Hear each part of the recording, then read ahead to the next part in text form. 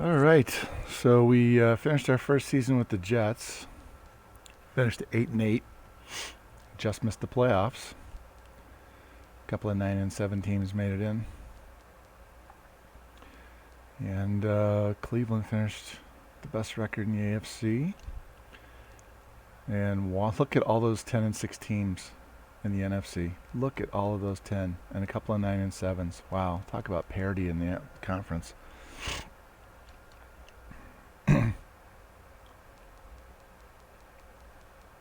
Where do we finish?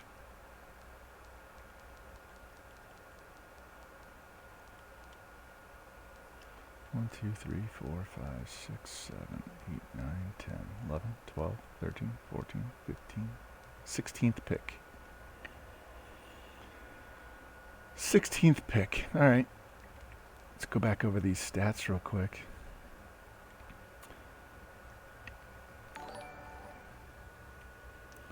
What's up, Mr. Murder? How you doing, man? You enjoying this draft? I'm getting bored with it at this point. We get to the end of the night, and I want it just to be over. So I decided to jump on and sim through the playoffs, since I couldn't do that the other morning since it was 5 a.m. So I'm going to sim through the playoffs, and then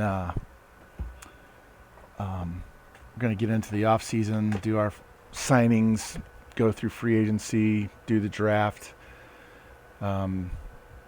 maybe get through the preseason games and call it a quick night. Bears pick, not happy? Not happy with Fields? I mean, they gave up an extra one to move up. How many spots? That's not good. I mean, I don't think it would require a number one to move up that far. I guess they didn't want to trade away all their picks from this year's draft, but it seemed a bit much. They weren't like moving into the top 5 or 10 or whatever. So, yeah. I guess, well, was that pick actually 10th? I lost track. I was too busy following the teams and not looking at the numbers. But as you can see, I took Fields number 2 overall over Wilson in mine, and he did pretty good. 4,300 yards and 30 touchdowns. It's not a bad season. I guess that's the best thing about not having... I mean, I'm a Broncos fan, but I don't get to follow them on a daily basis. So best thing about these drafts is I don't have to get all upset because I don't have a hometown team anymore. Anyway, Chris Carson, you can see he put up 1,000 yards, and Fournette stole all of his goal line touchdowns. Got both those guys for next to nothing. Yeah, yep, exactly. I was talking in somebody else's stream last night before, I don't know, maybe it was yesterday afternoon. Might have been yesterday afternoon. Or hell, maybe it was even today. I lose track. They all kind of blend. But I was talking about, do you take the offensive lineman or do you take the quarterback? Because if you don't have the line, then the quarterback's not going to play well. But if you don't take the quarterback, then your offense isn't going to play well. So it's one or the other. But I believe you need to have the line. And in this rebuild, I didn't do it. I didn't stay with Darnold. I only because I knew there were so many quarterbacks to pick, and I had such a high pick, I was going to get one. But if it was a regular Madden draft, I probably wouldn't have taken that quarterback high in the first round. I'd been going after offensive line, get that built up so that when you get your quarterback, he steps right in and he doesn't get killed. I mean, look at what happened to Burrow last year. The dude was playing great, and his offensive line killed him. So that's why probably, as long as Trey Lance doesn't shit the bed, he's going to play really well for the 49ers because they don't need him to throw for 4,000 yards. They got a really good running game. They have a really good defense. And they have Kittle and a bunch of other good, young, fast wide receivers, so he doesn't have to do too much. Fields is going to have trouble. I mean, I guess Robinson will be happy because they have someone to throw the ball to him, and they've got 19 different tight ends they can throw to, but their ground game doesn't do anything to take the pressure off. I know Montgomery started playing a little bit better later in the year last year, but he's not the answer. You're going to have to win a bunch of low-scoring games. All right, you can see I signed T.Y. Hilton as a free agent, and he did well. Drafted Elijah Moore in the second round, and he did really well. And Demarcus Robinson was a free agent. 8 touchdowns, that's not bad. Herndon's a free agent. Don't think I'll keep him around. He wanted too much money for how low he is in the overall. Let's see who got us killed on sacks. Cannon, I signed him late just because I needed a warm body to play right tackle. He's not going to be there next year. Becton was okay. I had 4 different XP upgrades for him, and I put them all in the pass blocking, and his overall didn't go up 1 point. He stayed at an 82 the entire time. I was shocked. Let's see. Defense. Mosley did well. Move Ashton from free to strong. Verrett and Rhodes were just guys I signed at the end of training camp because they were better than what I had. They're not long-term solutions. Ojulari was a good draft pick. Him and Rice were my 2 linebacker picks. You can see Rice had 8 TFLs, 6 sacks, and 3 INTs. Ojulari had 18 TFLs and 6 sacks, so they got some good pass rushing outside linebackers. They got to get some younger inside. We were 3rd in the offense, 3rd in yards in offense, over 6,000 yards, and we finished 8-8. Mostly because we started the season like 1-5, 1-6. We were horrible at the start of the year. Let me go back. Fields ended up with Offensive Rookie of the Year. Look at this schedule. Got crushed out of the gate. Beat the Bills. We just got smoked. And then our bye week hit. And we started putting up some points. And then we started winning games. Boom, boom, boom. That Dolphins loss and that Bills loss. Broncos, that one hurt too. If we win any of those 3 games, we're in the playoffs because we were 8-8, and the Raiders and somebody else got in at 9-7. So,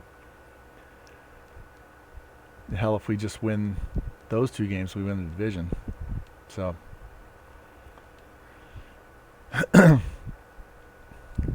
anyway, here's our team.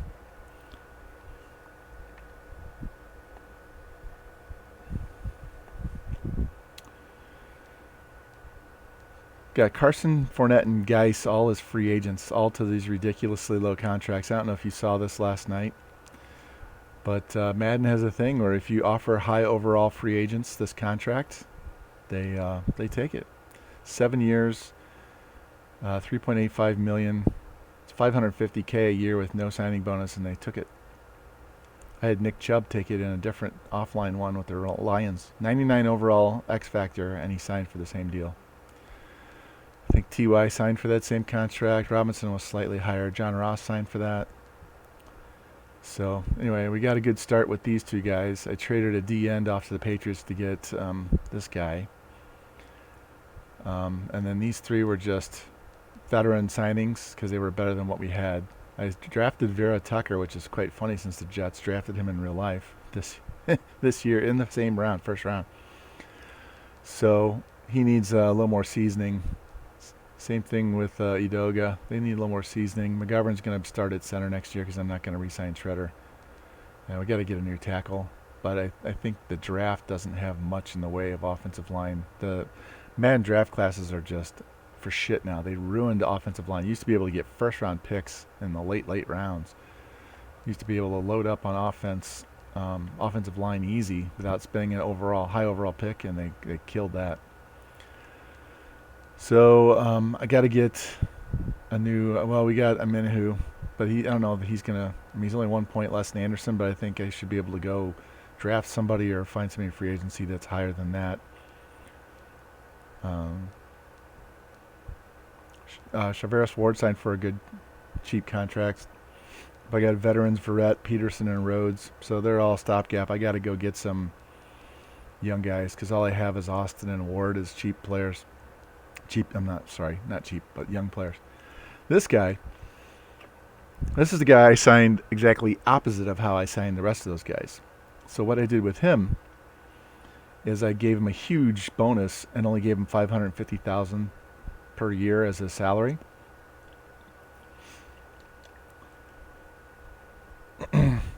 So his cap hits 11.5 million, but you can see in the middle, he's getting 11.5 million, 11.6, 11.7, 11.8. He's got a flat salary line. It doesn't start low and end really high at the end. In fact, the last 2 years after we pay out his signing bonus after year 5, his salary drops by $11 million. So that's about when he's going to be regressing. And so we can either keep him on the team as a backup at really dirt cheap, or we can trade him off and hopefully get a first or second round pick. Do something. But tips for gamers show me how to do that. Get that flat contract. They can do that with guys like Mahomes and Jackson too. They don't sign him to a $35 million deal. It's closer to like $23 million, but it's a flat 23 the entire time. It's pretty funny. And this is as the title says, unrealistic franchise. So we're going to use every contract trick in the book to keep these guys cheap, and you're going to see that here in a minute when I go back to re-signing my players, because I took all of my draft picks and I cut them. I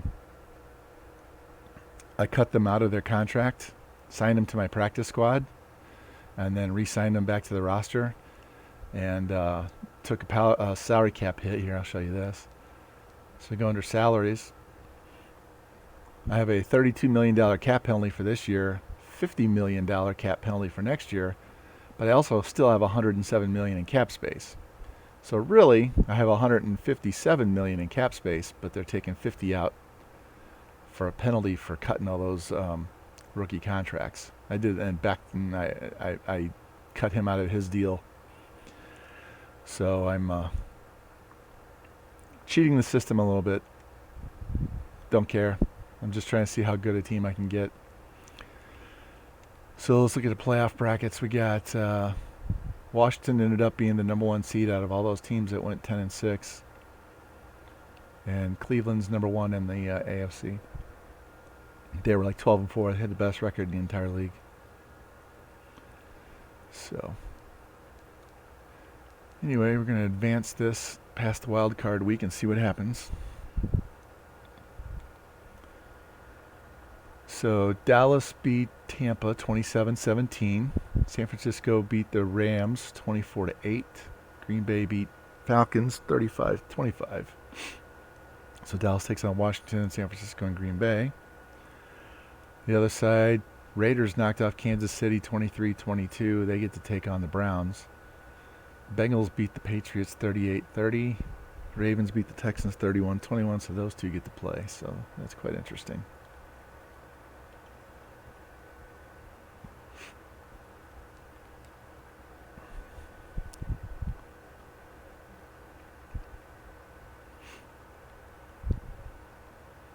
All right, and the Browns won 10-7. Wow, what a low-scoring game. Must be a snow game.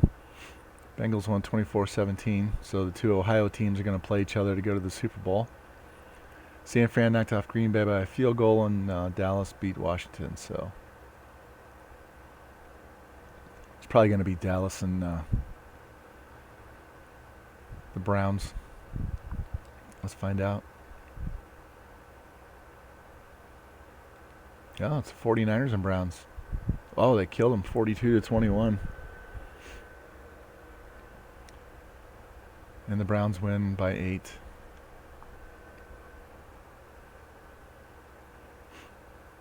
Get anybody in the Pro Bowl? I wish they would fix this page, because unless you know exactly what team these guys are on, you don't know what team they're on, especially with the free agency. They should at least put behind the player's name like an icon or a picture of their logo in the background, kind of faded out, so that you could tell who belongs to what. Easier to find your guys too, just searching by logo instead of having to go by name.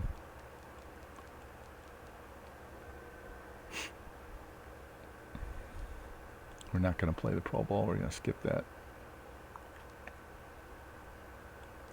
Let me check something out here. Actually, I got to go to the salaries page, not the roster page.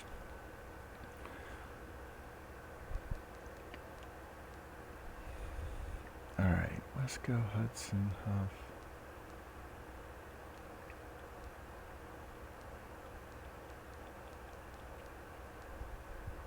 Herndon.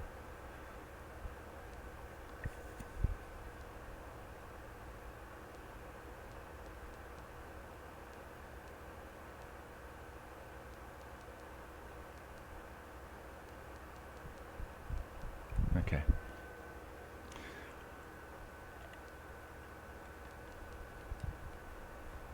Let's go to the Super Bowl. Now we'll check the early awards. I looked at this last night. So Mahomes was the MVP. Coach of the Year was Stefanski. And we're the Jets, not. And so you can see Fields got Offensive Rookie of the Year.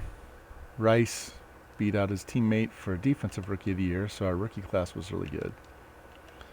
None of the veterans did anything. Now we got the best kicker, Joyce Sly.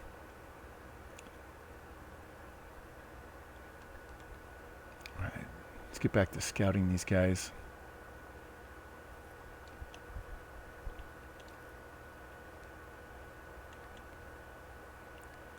Let's go by position because I don't want to miss anybody like that. These draft classes are so terrible.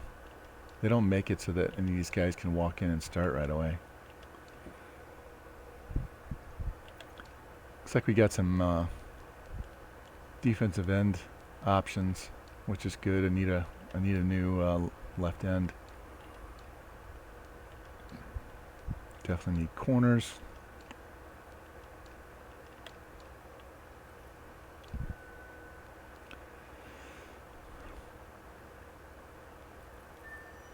In the second round.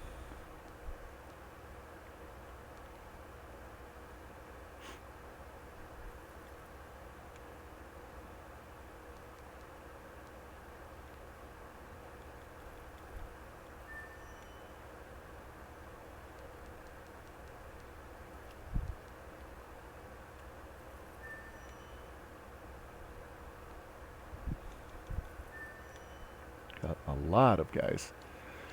A lot of guys that we can pick from. I really don't need another. He's 23.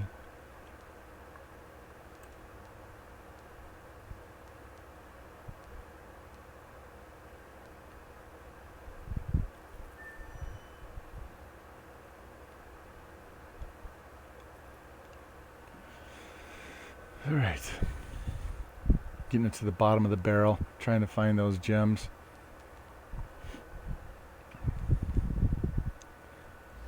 Joey Sly gets an upgrade. They really need to work on the player models. Some of these guys just look horrible.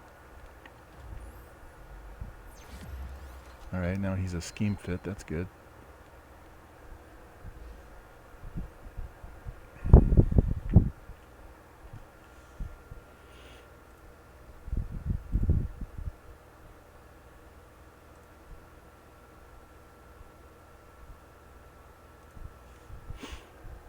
Let's see.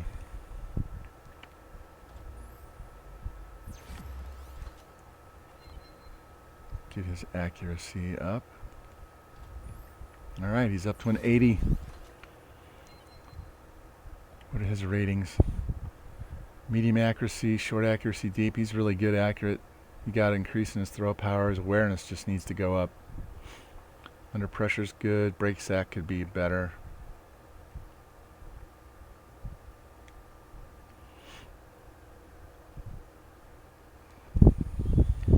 All right, let's see who wins the Super Bowl.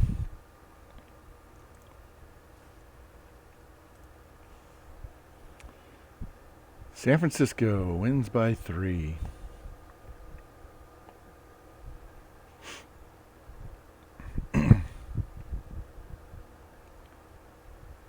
Dre Greenlaw is the MVP of the Super Bowl.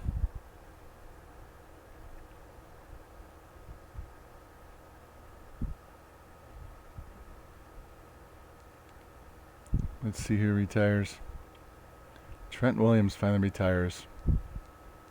Edelman, McCourty, Roethlisberger, Geno Atkins, both McCourtys, Flacco.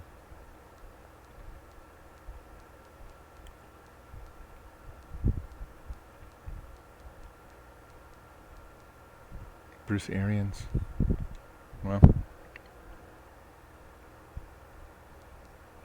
31 players we have to sign. It's going to take forever. And Quentin Williams wants $58 million. I'm sure he would love that, but I think I would like to sign this deal instead because it's much more team friendly. What do you say, Quentin? You like this deal? Yeah, exactly what you're looking for, I'm sure.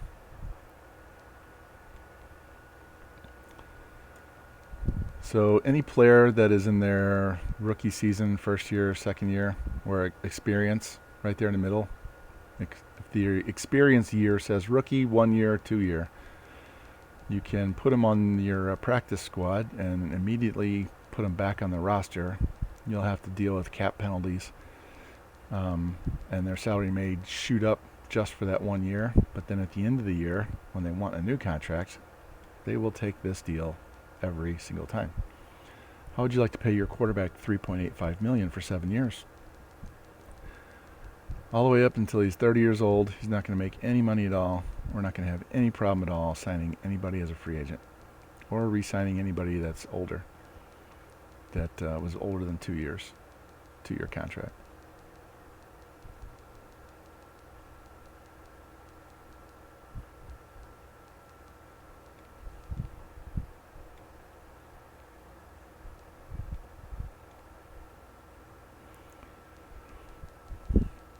It's going to take a while with 31 players.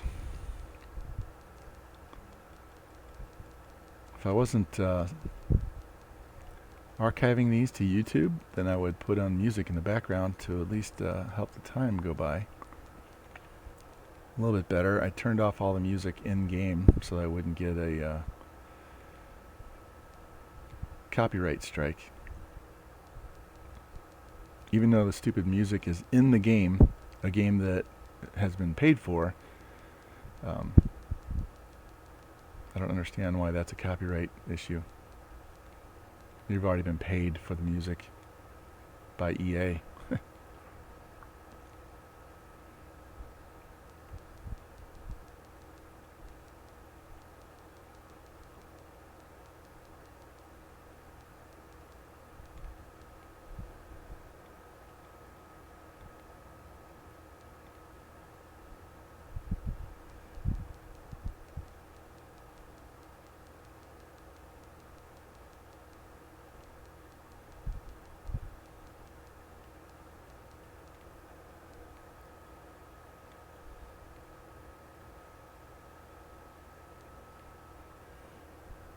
I can actually barely hear the music in the background. I have it turned down so low.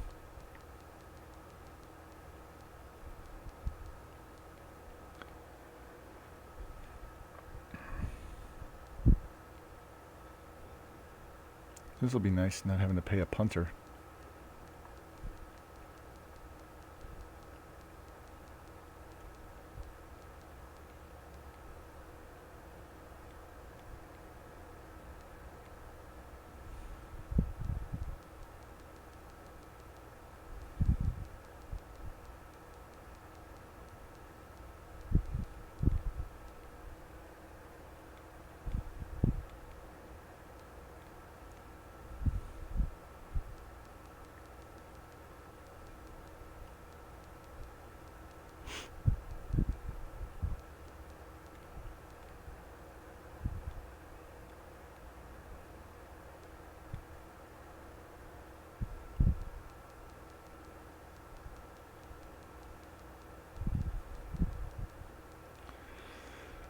This slow, boring, tedious task.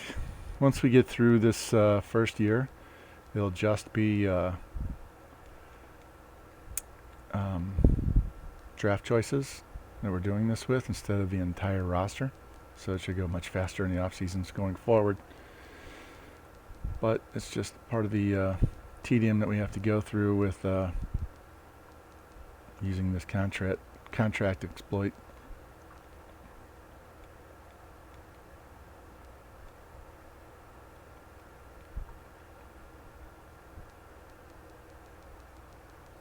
Saved so much money.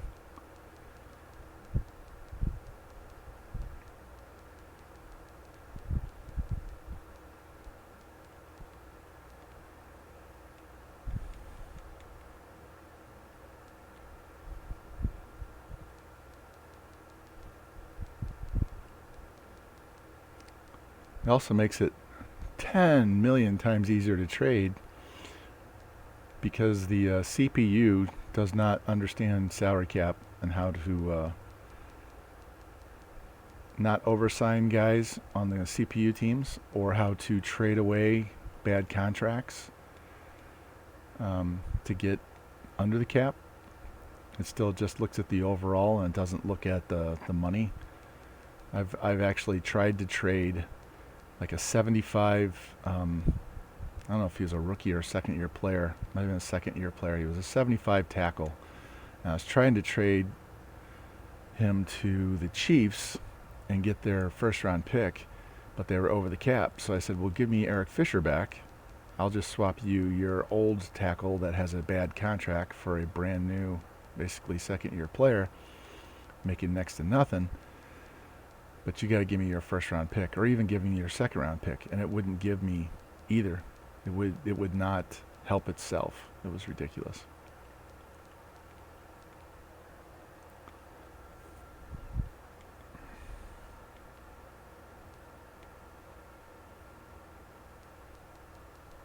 Man, I did it with so many players. It said I had 31 players to sign. It's going to take forever. Luckily, there's not many people in here watching, so it's not going to bore too many people but myself.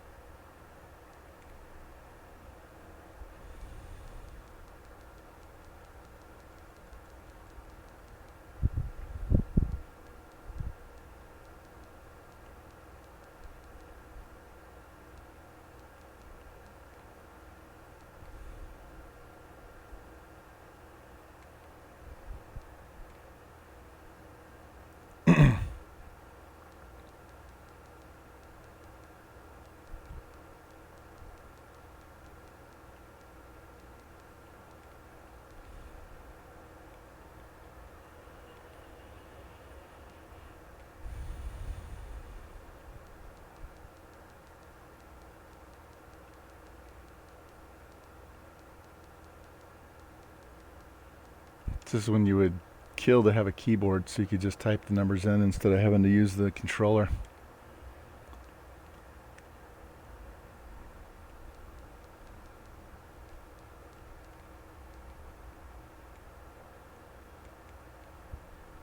Alright, so these are the guys that want to come back. So Peterson's dropped all the way to a 76.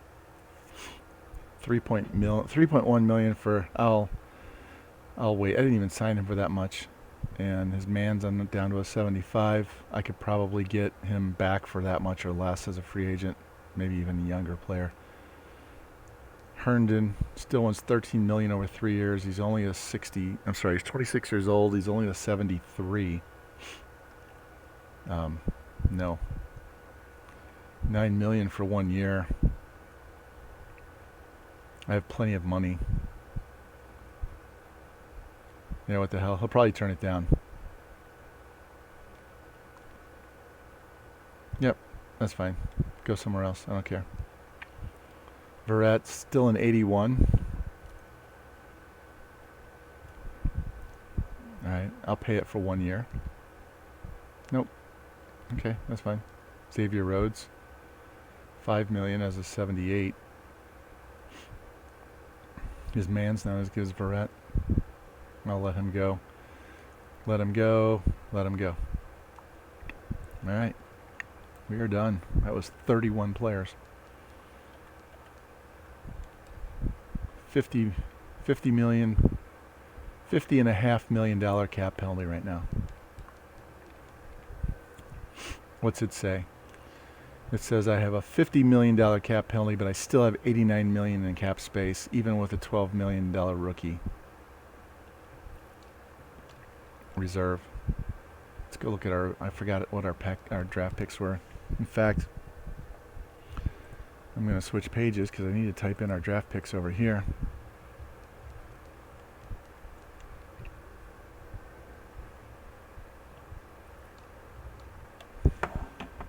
All right, so before we start free agency, we have the 15th and the 16th pick in the first round.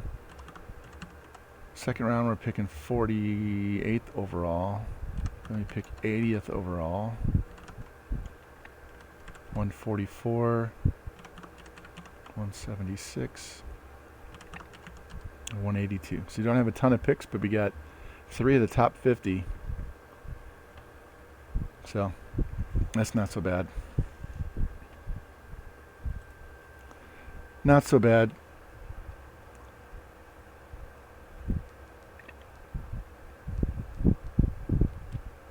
All right, let's jump into the off season. What's up, Cynthia? How you doing, man? Thanks for stopping by.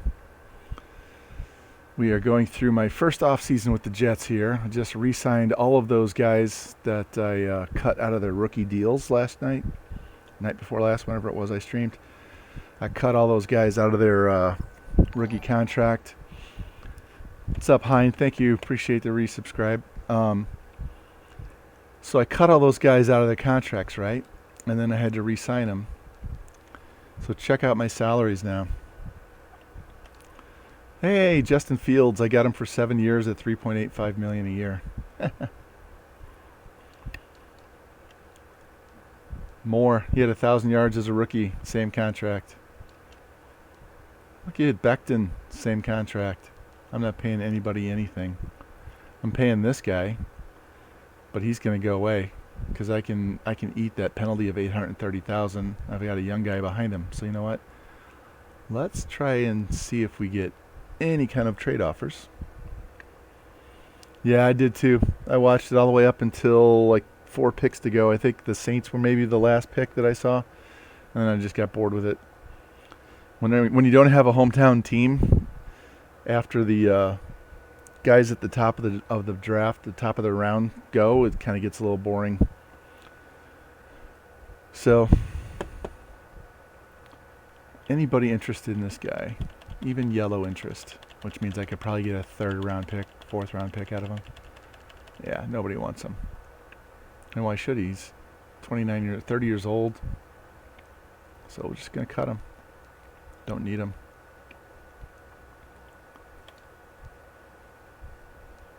This guy.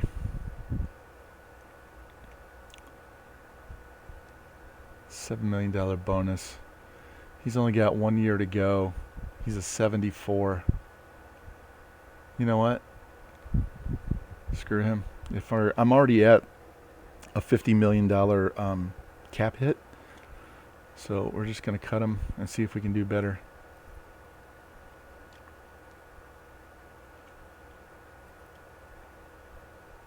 Assembly's got another year. Hell, I could put Udoga at center. Or Vera Tucker. Got to get a right tackle no matter what. And I need a left end. Alright, what is his... He's a power rusher. So any of these guys on left end power rushers? Yes. Alright, so we'll move this guy behind Quinnen Williams so I have a backup in case I don't decide to draft one. And now he's a scheme fit on the other side. D-tackle, I need to add 2 more. We run a 3-4, so these guys should go. But I like to carry at least 3, if not 4. And if I don't want to carry a 4th one live on the roster, I'll just stick him on the practice squad in case there's an injury. This guy was the defensive rookie of the year for the AFC. I think he had 6 sacks and 3 picks, so that was not bad at all. Got to get younger here. Cashman's a good start, but I gotta get younger and better. And this guy was also a rookie. He had 18 TFLs. I forget how many sacks he had. So he definitely earned his starting job. And now I got to get some more top end. These guys are my top guy. I just lost Patrick Peterson, Jason Verrett, and Xavier Rhodes, all the free agency. They were all like 1-year deals. Stopgap time. So, I mean, these guys are young, but I need to get at least another 75, at least. This is the dude that we signed to that flat deal. He signed a huge contract, $59 million, $60 million. But as you can see, his salary doesn't spike. It stays pretty flat, and then it drops off dramatically the last 2 years. I just wanted to get a good young player and spend some money on somebody.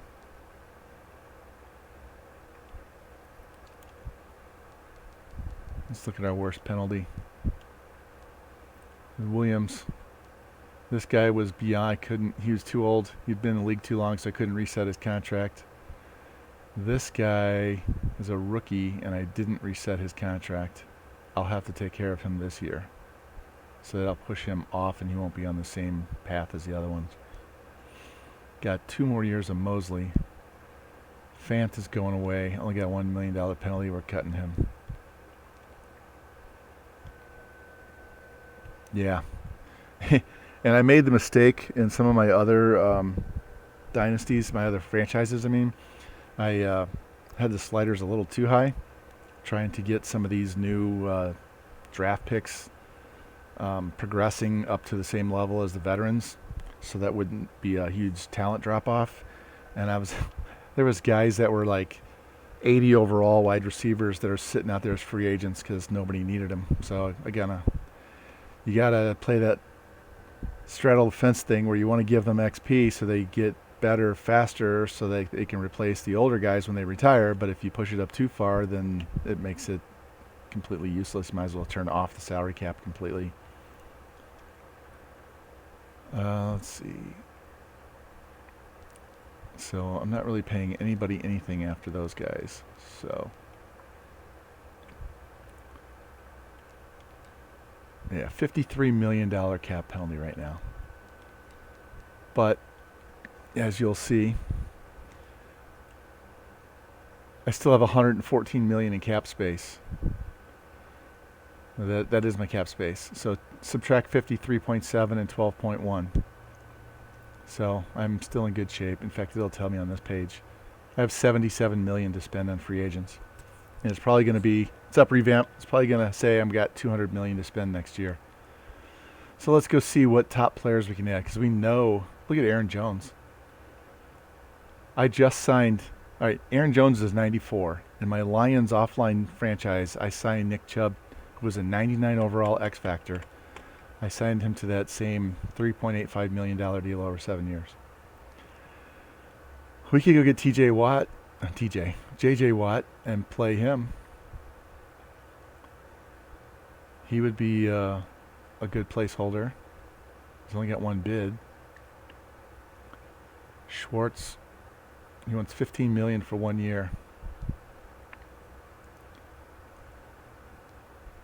Chandler Jones, these guys, of course they do it as soon as I get really good young linebackers.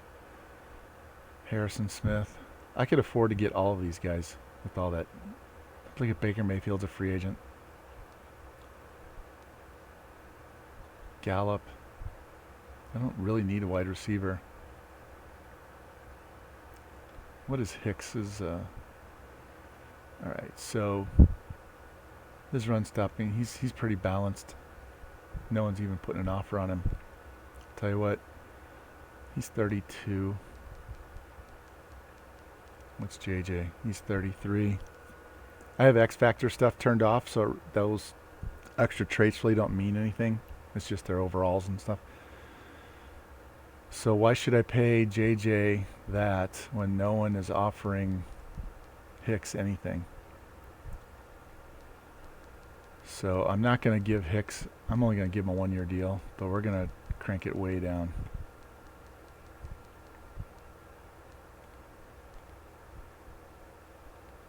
We'll just see what happens. I could probably push that up a little higher. Yeah, fuck him. 7 million. That's all you're worth to me. All right, I need a center. Pittsburgh wants to pay him. Hayward wouldn't be bad on a 1-year deal, but I'm not going to pay him $12 million. See, with having all this cap space, it allows me to go after these guys on 1-year deals until I can draft replacements. There's Bouye. Let's give him the same deal. What did I offer him? 1.13 and 3.65.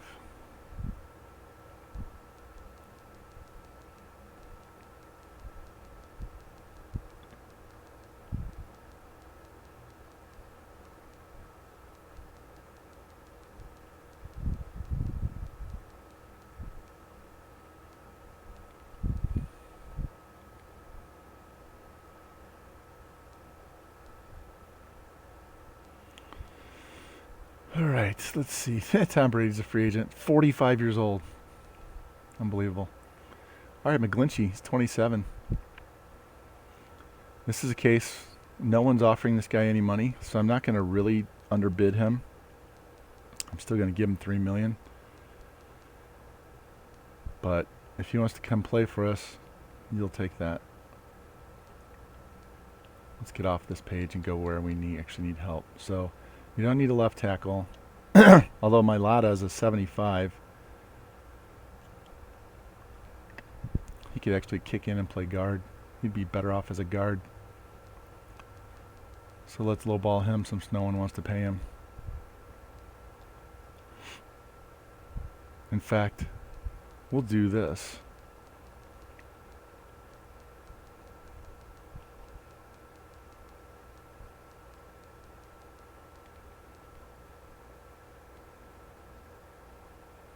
$26 million. I can actually drop that because no one's offering him any money. Let's drop that to a straight 3. All right. $25 million for 7 years. That'll work. Pardon me for coughing in your ear.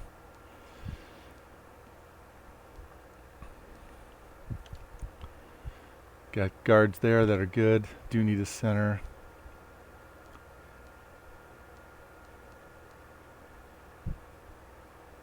He's 25 years old.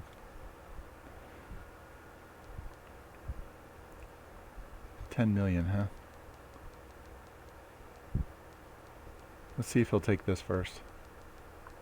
Then I don't have to pay him.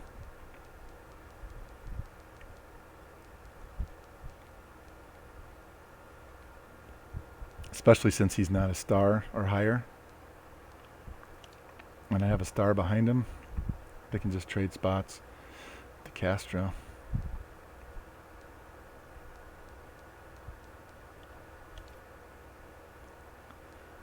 So we offered that to McGlinchey. He needs a backup too.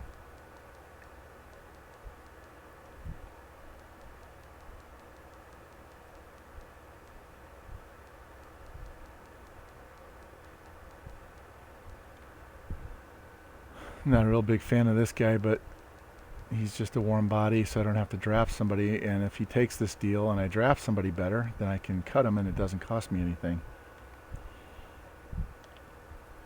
All right, left end. This is where we put in Hicks.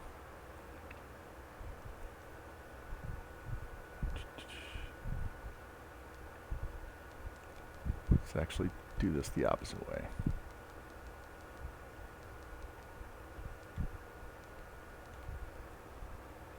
$19 points. I might as well just offer him the T4G special. Got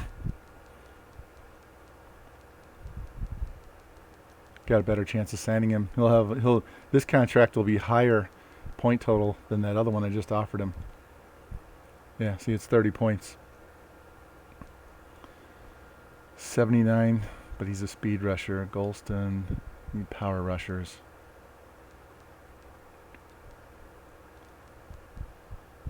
Yeah, they're not any better than what I've already got.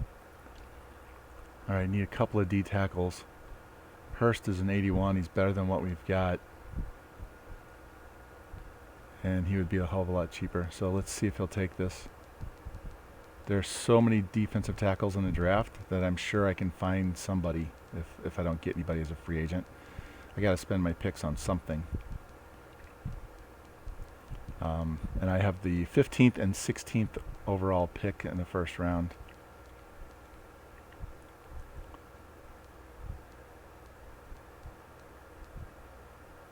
This Tim Settle actually turns out pretty good if you get a lot of upgrades from progression. He does pretty good. I think I got him up to an 82 in one of the other ones. Anybody else? A lot of these guys that are 30 plus years old are still going to be sitting here as we get closer to the end of free agency, and they'll sign for something. So we have Williams. We don't need anybody over here.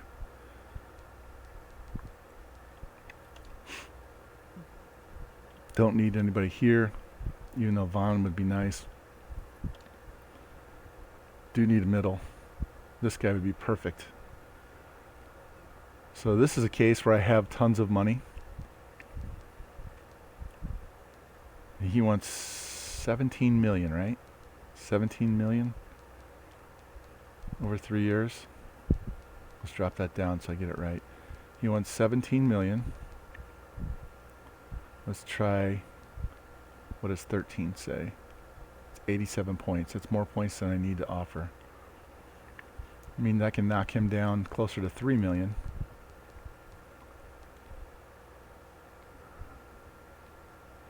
Until somebody else makes an offer. And we're going to bump this up to 7. That'll put him at a flat salary. Anybody else young? Cam Smith. He's already got an offer. Ooh, 24 years old. And he's a 1-year deal. So he's a guy that if no one signs him and he goes to a free agency and I can sign him before the start of training camp, then I'll just put him on the practice squad and sign him later. This dude. All right, right outside. Ojolari's a superstar, so we're pretty good there. Corner, we're offering these two older guys just because they're high overalls. Verrett actually played pretty well last year. I wouldn't mind taking him back, but we're going to really lower that.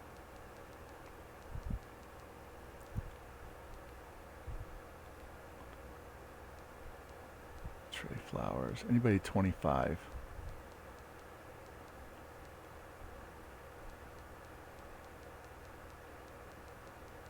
Nope.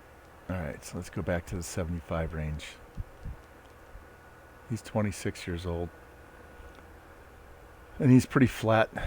He's got almost the same rating across the board, so he's good because he works with any defense we want to run. And we'll just lowball his ass and see if he'll come play for us.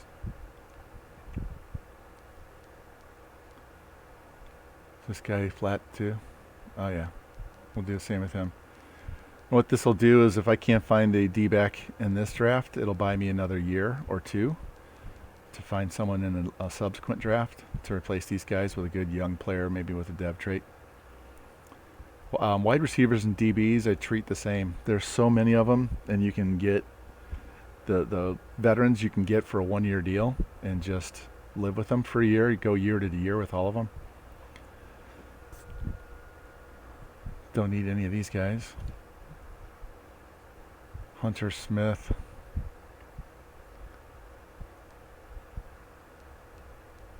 Smith's 25, so he's okay. He's a 7.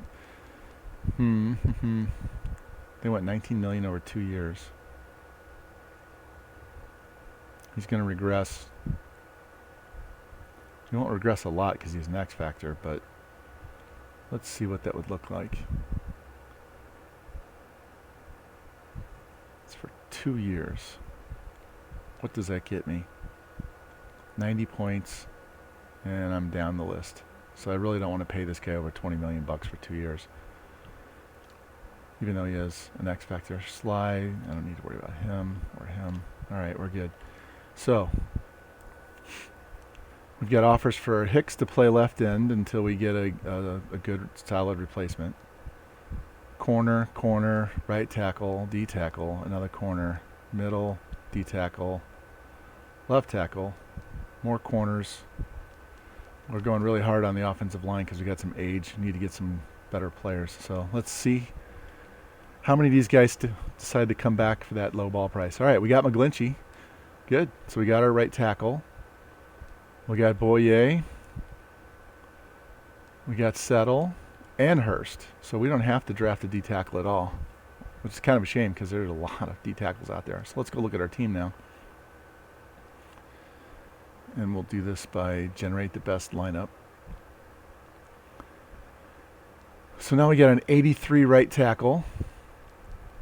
That's 27, is that right? 27 years old, yeah. 78, he's just buying time for one of these guys, probably Vera Tucker. I need to swap him and Idoga. Need a center.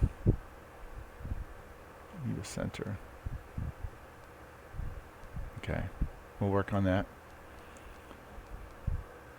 Looks like T.Y. Hilton dropped. He's 76, but what I'll probably do then is move Mims up to slot and get him some experience and have Robinson and Moore. Actually going to move Moore to number 1.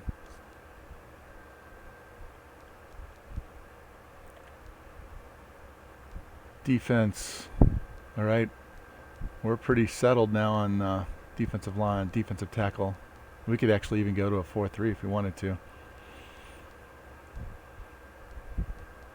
Davis, Ward, Boyer. Looks like we need at least one more corner. Left end, middle. Corner, left end, middle, center. Maybe a wide receiver.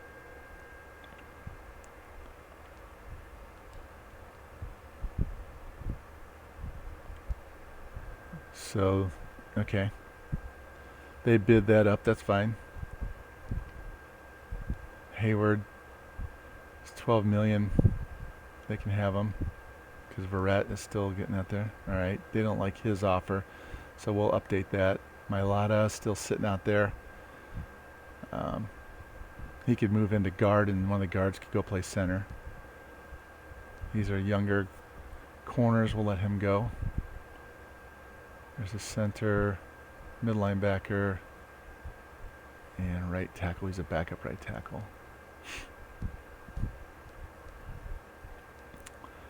So we got to fix this. He wants 17 million over 3. So let's go find him. And we'll remove this offer, put in the offer he wants.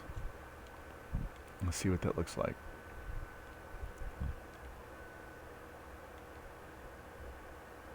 All right. I have $73 million to play with. So he's a star. He's only 24 years old. I'm going to give him a 7-year deal. I'm going to offer him $4 million, and I'm going to offer him $3 million. Right? What does that look like? $48 million. All right. So $48 million. We're going to flatten this out now. I'm looking at $48 million. How about $41 million? What's that look like? Yeah. Just barely. Make it 42. 42 million.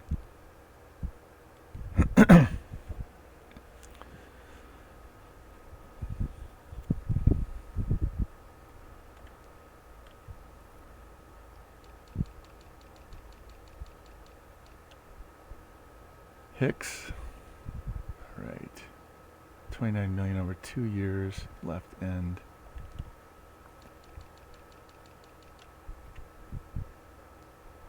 This is the dude pissed me off and got traded away.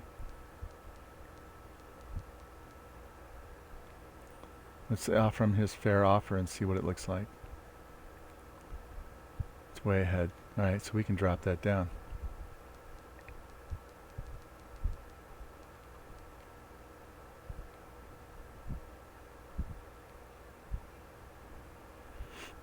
He wants it in 2 years.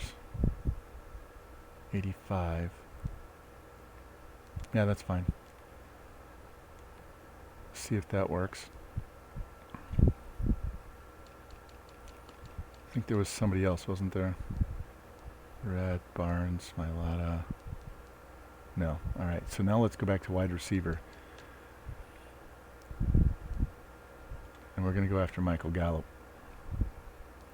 And since no one's put an offer on him, we're going to lowball the shit out of him and see if he'll take this deal. Because I know he's taking it in another franchise. See how bad he wants to play.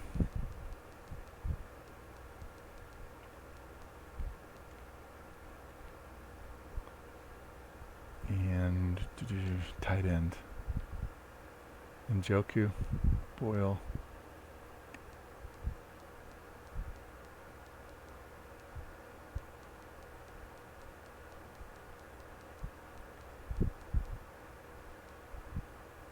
Pro Wells. Let's see if Pro wants to come be a backup.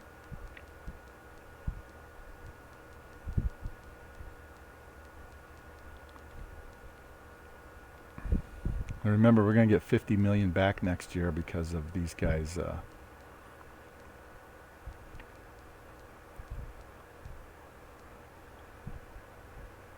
It's $27 million. Where does that get me? First. 4-year deal. 27.6.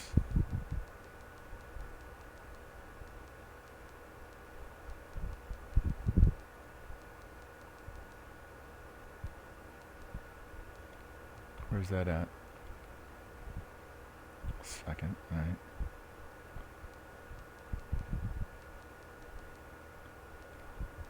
$23 million. Let's go just a touch higher. $24 million. So we saved $3 million and flatten it out. See how that works. All right, so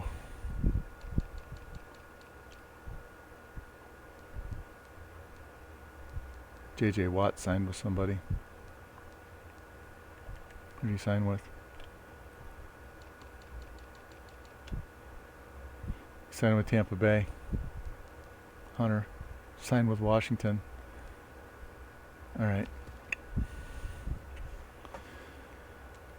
I'm done bidding on those guys for this round, so let's go finish off this scouting.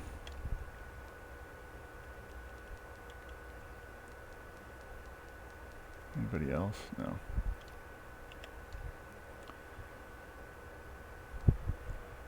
James Burr. Yeah, not bad. Good backup option. Look at this power back. Rodney Favors. Runs a 4.47 with 30 bench press reps. Holy fuck. Second round pick. Austin Norwood. He's 24 years old. Demetrius Hurts. Yeah, he's not that good. Jordan Cumberland. 4.47. He's 23 years old, but he's 6'4". Yeah, 5th round's not bad. 4.5. He's a deep, and he's only runs a 4.5. Duke Barnett. Yeah.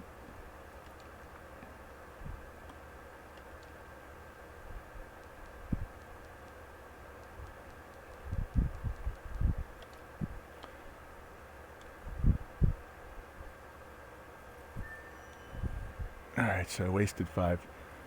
So let me see if there's anybody that I missed with 5 before I go forward and waste these points. My OCD really pisses me off when I do that kind of shit. Wait a minute. No.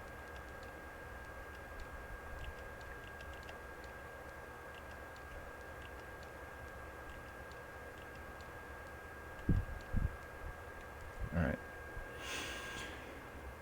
So let's advance to week 3 and see what happens on the free agent front. Give me some good luck. Hicks! Alright, we got the 85 left end. Hey, look at Mailata. He signed. He's going to play guard. I'm going to kick one of those guards into center. We got the middle linebacker. That's good. 24 years old. And then Joku said no. Oh, fuck you.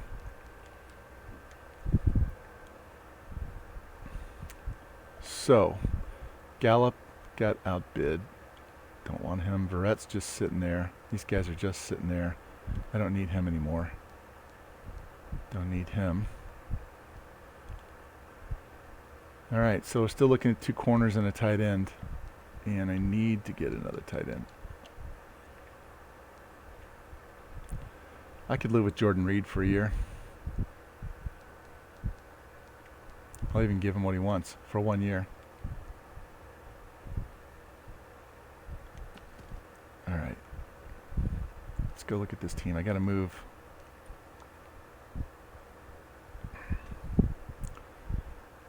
One of these guys to center. So he's 6'3". Guess what? You're going to center. You're 6'3". You're not very tall. Let's kick you into center. And then I got a long-term center. He's like 23 years old. I don't have to worry about replacing that position for a while. And Tucker I want to move to right guard. Put him behind the veteran. Move the other guy over here behind Mailata. Come on. Damn it. Went too far.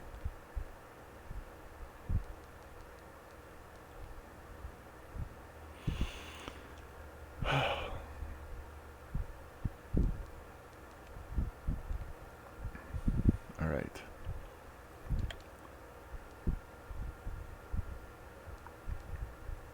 So this guy is going to go back to left.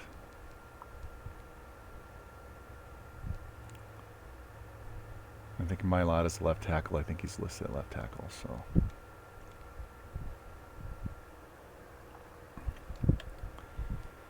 McGlinchey's my right tackle. Mailata, yeah. Oh, don't worry, dude. Don't get all pissed off. We're going to put you at guard. Did you see his morale was down because he wasn't starting? Little bitch. You're complaining too early. All right, so one of these guys is going to go to right tackle. Let's move this guy over to right tackle. He's just a placeholder till we find somebody else. All right, so I have 2 left tackles, 2 guards, left guards, 2 centers, 2 rights, 2 right tackle. Hicks is starting here. Williams is there. I might just carry. And then I got 4 D tackles. And this guy, we can probably end up letting him go as a free agent because Settle can come in here. I'll draft another D tackle and just put him on the practice squad.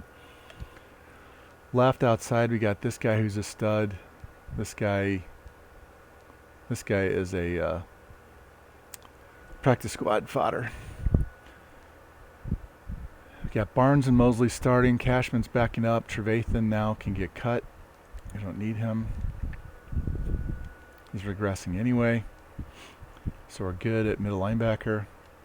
And once Mosley's gone, he'll get replaced by Cashman or somebody else that I draft. Because if there's a stud out there, I'll draft him and then get rid of Mosley next year. Ujulari's good. He's starting there. He's a superstar. We got 83, 80, 75, 73. So if I could get another 75, that would be good. Ballantyne can get cut. In fact, Ballantyne's going to get cut right now.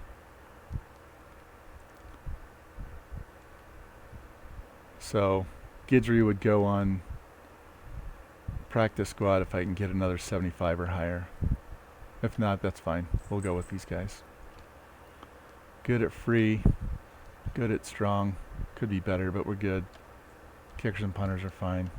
Here's my draft picks. So I have 15 and 16, then 48. So I have 3 of the top 50. Don't have a 4th round pick, don't have a 7th round pick.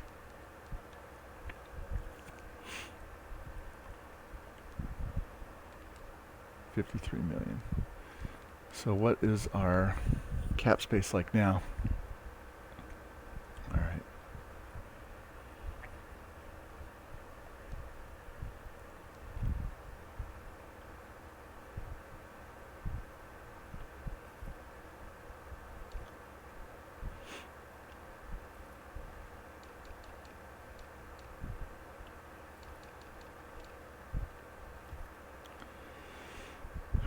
Let's see, 6'9". All right, so my little handy dandy cheat sheet that I was telling you guys about last night.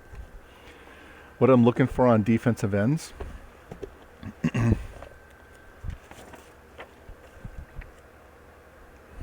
Defensive ends, they need to be a B plus for at least one, and a minimum B. So between low of a B and at least a B plus for one item. The 3 cone needs to be 7.5, so you can see Hilliard's is 7.27. The shuttle is 4.6. This shuttle is 4.61, so that's right on the border. And his bench is higher than 25. So we're going to go ahead and scout this dude because he looks like he could be serviceable. Yeah, it's good. 4th round pick's not bad. He's a backup. Here's a power rusher. Same thing. 7.5, 4.6 bench. So his shuttle's not great. His 3 cone and bench are good. Let's just for shits and grins. All right, so he's a decent late round. Let's get out of these. Are there any extra D tackles in here? There's one here. Anybody in the 6s on D tackle is good. 5'9" to 6 is really good. So there's 2 there, so 3 there. Don't need run stoppers. But when you're looking at linebackers, outside linebackers, need a 40-yard dash of 4.7, 3 cone of 7.5, shuttle of 4.6, and a bench of higher than 20. So this guy right here should be a good player. And it crapped out 7. He's good. He's a target value for linebackers is 66. So he's going to be at least a 66. So he'll be a decent backup. Not going to step in and start for anybody. This guy. Middle linebackers, 7.5, 4.7, and 22 or higher. Plus he's got the fastest 40 and he's got the highest vert. So let's look at that. How can you have A, hit power, B, pursuit, B minus tackle, yet be undrafted talent? This guy's probably a 68.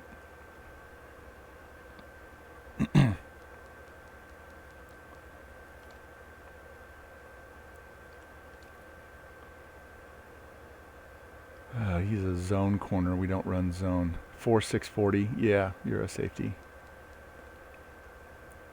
You're a safety.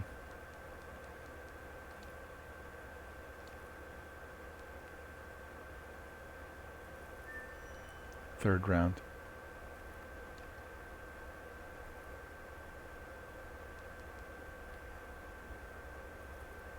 Oh my gosh, look at that. A plus kick power, B plus accuracy.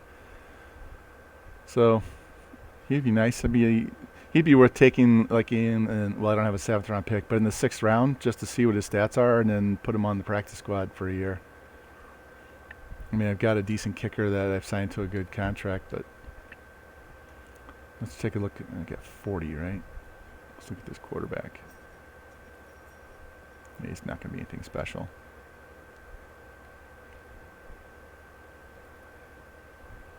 All right, we'll finish going over those guys when we get done. All right. That was our last chance to sign free agents. Let's see what we got. All right, we got Reed and Verrett. Not bad. So Reed's going to stopgap us at tight end, and Verrett's going to give us that 75 or higher guy, right? Let's go back over here and generate our best lineup again. All right. So we're good and young there, and halfway young there, but we do have Vera Tucker to take over. So what I'll do is probably, depending on what we get in the draft and what their dev traits are, on the practice side, I will put Vera Tucker as a focus player, so it'll push his overall higher quicker, so I can get him in there and he can start next year. Mailata's actually down to he's really a 70. Is he 75? He's a 77. I don't know why his morale's down.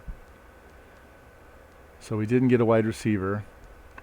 So we're just going to have to rock with those guys and see if we can get one in the draft. Running backs are good. Reed's going to get us by for another year. We're set on defensive line. So we got Boyer and Verrett. And Ward is our nickel. Austin and Hall our backups. Got 78 Barnes, so yeah, we're good. We're strong. What's my overall again? So 79 overall, 81 on defense. So we're solid. We're not great. We should make the playoffs. Let's use these last scouting points. And then we're going to get to another boring part here. At the beginning, when I had to go through and re-sign all those guys, it was really kind of boring. And it's going to get boring again because I'm going to have to take all these guys and put them on my draft board, sort them by round. And no, these guys are computer-generated rookies, so these are not real players. So it's just a random class that Madden put in. So what I'll do is I will put these guys on my draft board, and then I sort them based on their letters. So all these ones, so like I would put Bonds at the top, Culliver second, Beckham third, because I'm looking at their first letter grade. And if their first letter grade's tied, then I go to the second letter grade. And if everything's equal, then I use the combine grade. And if the combine grades are the same, then I look and see what the original round that they were supposed to go in is. You'll see it when I do it. But what I do is I sort these out that way. Oh yeah. They'll be on the rosters when they won't be in 21. They're not going to redo rosters for Madden 21. They'll have to buy Madden 22 to get those rookies on the right teams. Now I downloaded a draft class, this year's draft class that someone else made, and did that draft 2 nights ago when we started this franchise. But all the draft that just happened tonight, you'll have to wait until either somebody in the community releases rosters with everybody on the teams, or they'll have to buy Madden 22, and then they'll all be on the right teams. So let's go unscouted.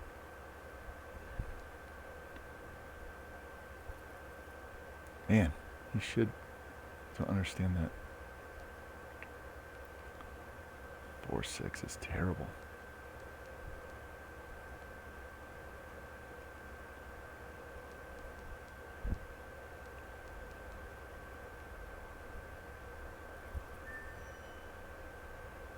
I really don't need halfbacks. Man, he's so slow.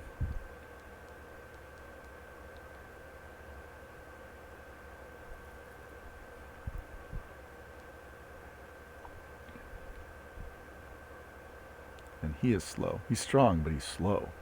He's more of a D tackle than a D end. I don't even want to scout him.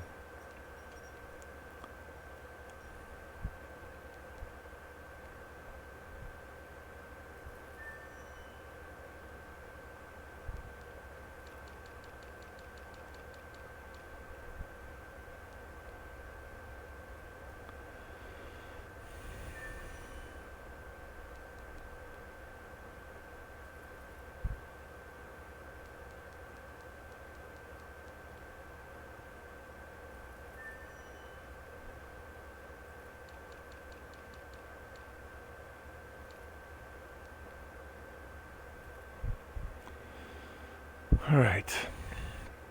So, I'm going to change screens on you guys again.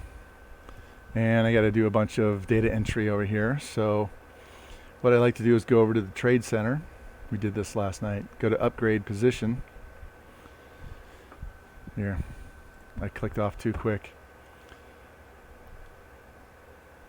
What I like to do before the draft and before I set my thing, I come in here to Trade Center. I go over to Upgrade Position, and then that's going to tell me what my weakest positions are. Starting at the top, strongest ones are at the bottom. So then I'll put it on my spreadsheet. So as I'm doing the draft, I can see where my weakest positions are. So we'll do that right now. So it is center, tight end, right guard.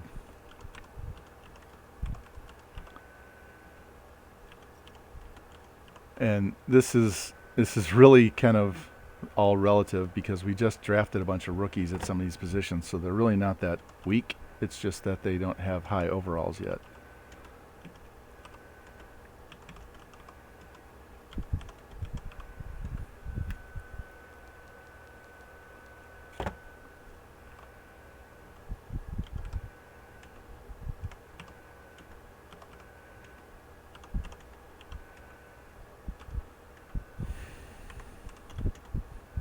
All right. So those are the order of positions that it thinks we need to upgrade. So now I'm going to go to each one of those positions, which you're not going to be able to see, but you'll see me type in what my guys are.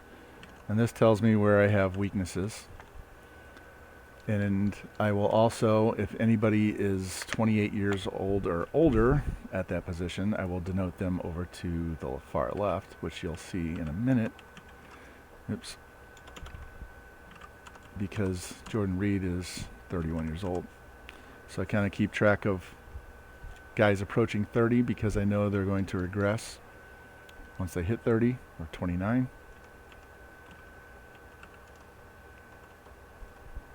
Just like my guard is 33 years old.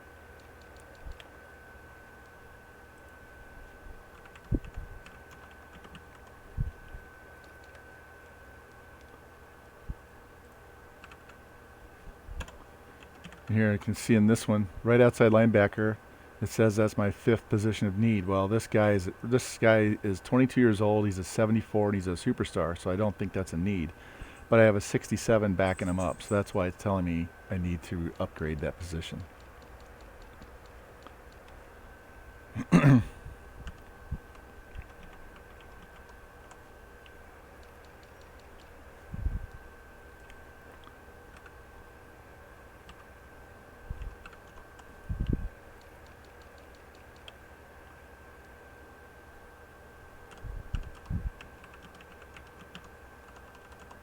So my starter at middle, the 82 is 30 years old. Fullback and cornerback.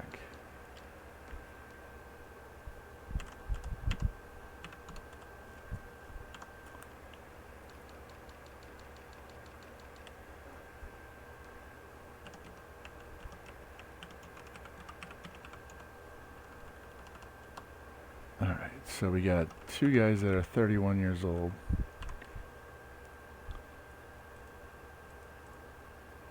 That are the top 2 corners, Boyer and Verrett. And that's fine. They're just going to hold down the fort until we can develop and draft better corners, and then I won't need them anymore.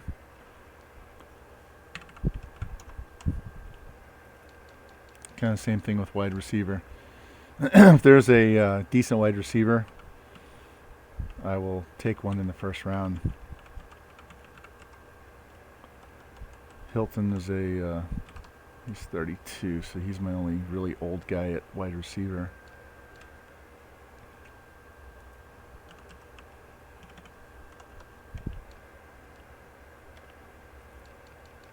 Almost done.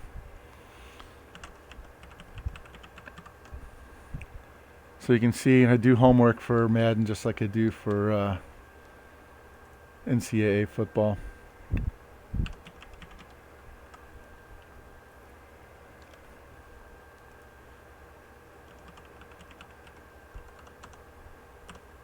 So Hicks is the guy, the 83 that we got, the 85 that we got, that's 32 years old. He may not regress quite as fast because he's a superstar, so that'll slow it down some.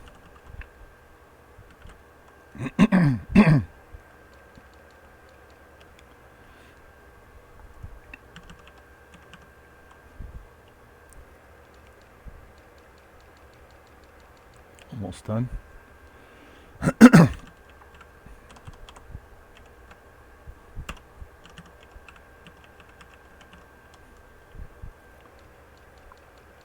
Kicker and punter.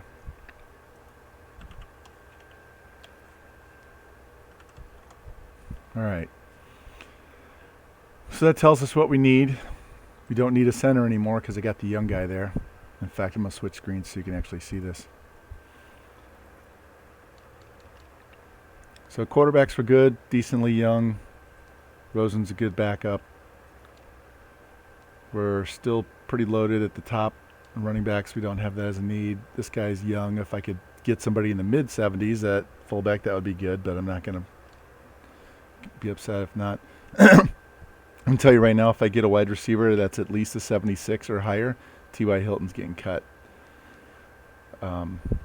Because Ross has more speed and Mims is younger. And worst case is, if I don't get anybody better, we're going to put Mims at slot. Mims or Ross. And Hilton's just going to slide down the depth chart. And tight end. If I find someone in the draft that's pretty good, I haven't looked at them yet, but if I find one, I'll just cut this Westco dude. And we'll go with all three of these guys.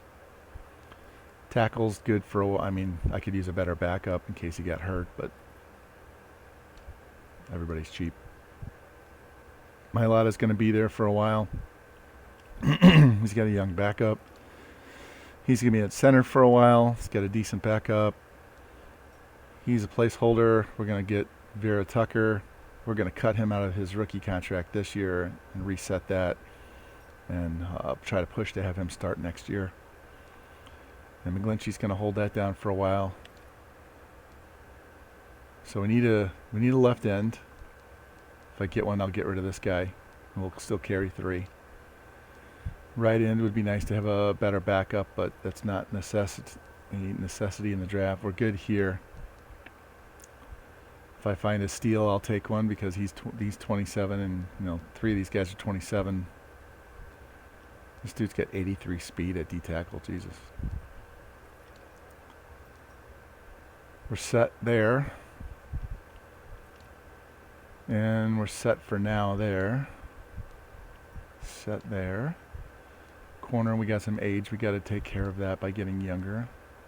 Plenty young there. Plenty young there. We're good. So, now I get to go set up my draft board. This will take a little bit. I'll try and go as fast as I can. I've kind of got this down to a science now, but it's still tedious. So let's look at all the guys we scouted, and then I'm just going to hit triangle, or Y, and mark every one of the first round picks. I'm looking at the green diamond. Anybody with a 1, they're all getting grouped together. And then we'll come back and do the 2s and the 3s and the 4s and all the way down to 7. And then I'll have to reorder them. Oops, he's the 2. And what that does is when I'm going through the draft, I'm just going to start at the top and make sure the guys I'm most interested in are all first-round picks no matter what round they're in. It also shows me guys that are good value. I'm not reaching for somebody. See if there's anybody that's a 4th-round pick that's a 1.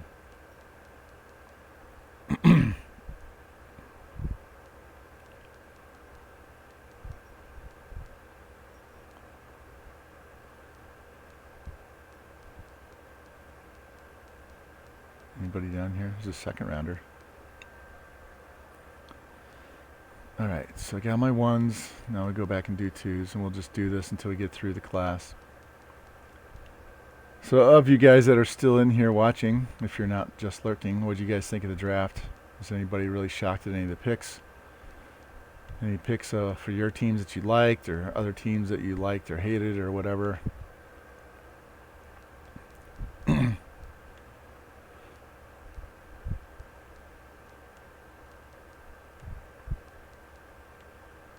I can only stand watching the draft on the NFL Network. I can't stand ESPN for anything. You're hyped? You guys got a linebacker, right? Yeah. That guy from Penn State. So that replaced Lee.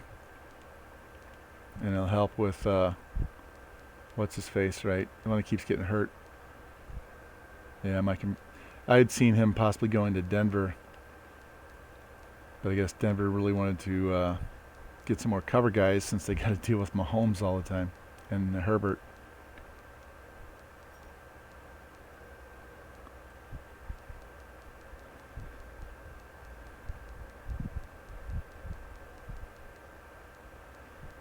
I will tell you, since you're a Cowboys fan, I had CD Lamb on my team, and I was like, oh my God, this is going to be such a great season. He's going to be in the slot all year long. No one's going to be able to cover him.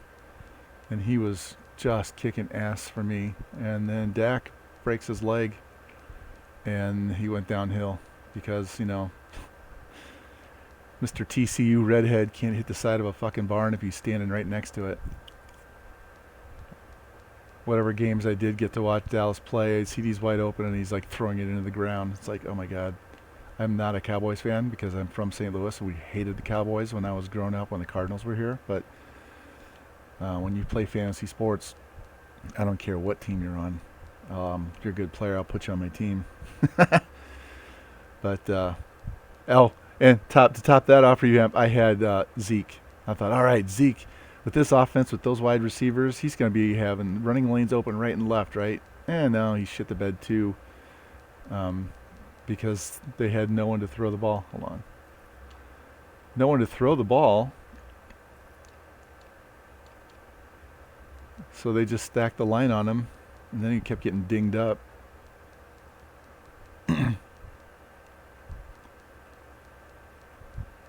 Zeke's looking a little tired too. Which he shouldn't. He hasn't played full seasons. He's been taking partial seasons off, holding out on his contract and stuff. But yeah, I know. They used to have the best line. But guys get hurt. Guys go to be free agents. Guys retire. It really sucks. It's kind of hard to keep everybody together anymore. Yeah. My Broncos have shitty offensive line too, so I don't get to follow them nearly as close since I don't live out there anymore. Shit, when I was living out there in college, they had two newspapers. They only have one now. They had the Denver Post and the Rocky Mountain News, and I think the Rocky Mountain News went out of business. But this was before Denver got baseball and NHL hockey. So all they had was the Nuggets and the Broncos. Pardon me. And they would literally have 10 pages in the sports section just of Broncos coverage every week. It's just, what the hell can you write about every week for 10 pages? They're crazy. So I got to follow along and learn more about the team because I really didn't know much other than they had John Elway. And my dad was living out there when they played the Cowboys in the Super Bowl with Craig Morton and Norris Weiss and all those guys, Lyle Alzado.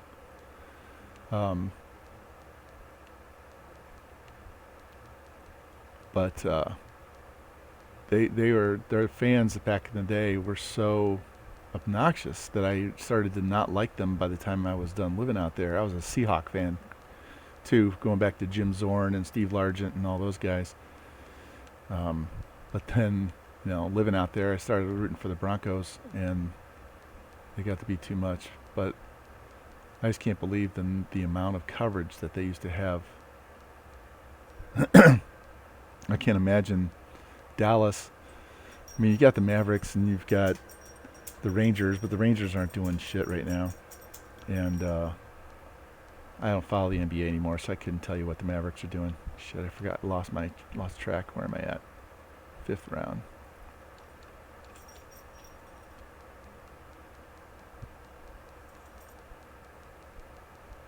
But doing fantasy sports, I probably know more about teams I don't really care for, like the Patriots and the Cowboys and guys like that, just because you have to follow them for their individual players. My wife used to laugh at me because I'd watch a Broncos game and I'd get so pissed off because I had Clinton Portis on my team and they'd throw a touchdown pass to Shannon Sharp and I'd be mad because they didn't run it in with the running back. And she's like, it's ridiculous. You're getting mad at your own favorite team because the wrong guy scored. And I'm like, yeah, well, the wrong guy scoring's costing me money.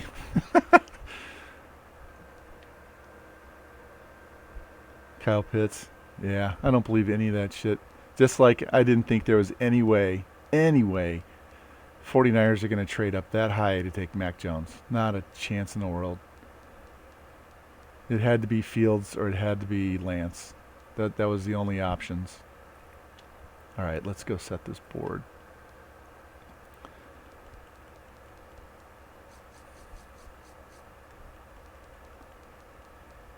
This sorting, I wish there was a better way to do it.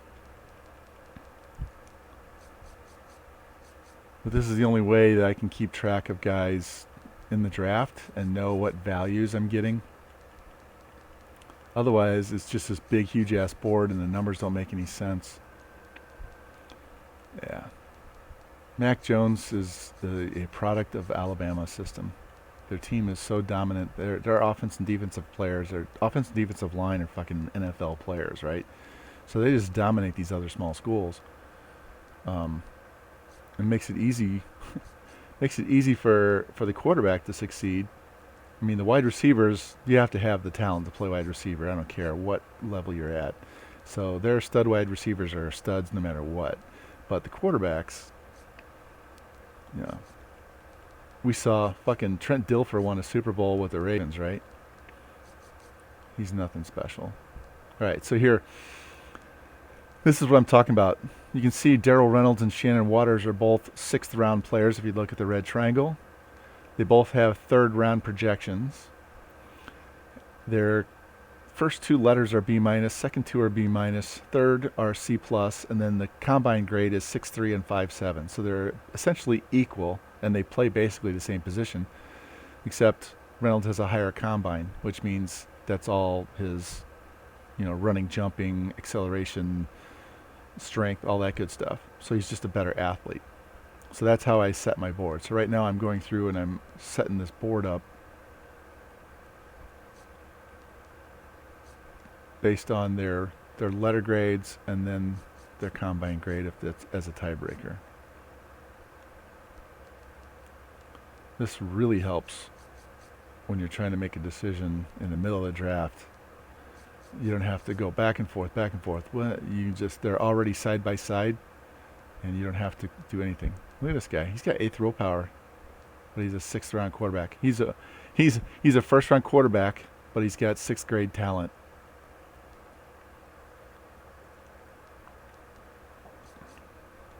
The CPU will take him in the first. They'll take him early. It doesn't look at that. It just looks at their ratings. I know the CPU can see their ratings because it will. I've watched it. I've done experiment where I've gone in and written down the overall and any dev traits for everybody in the entire draft class, and then I would run the draft and see what the computer would do.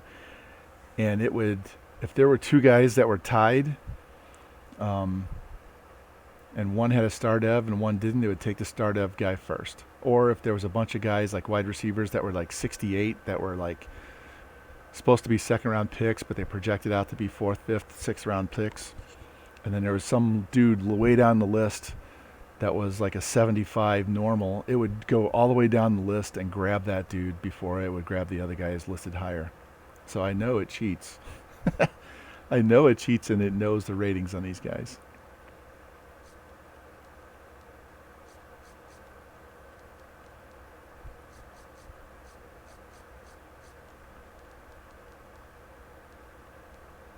A plus.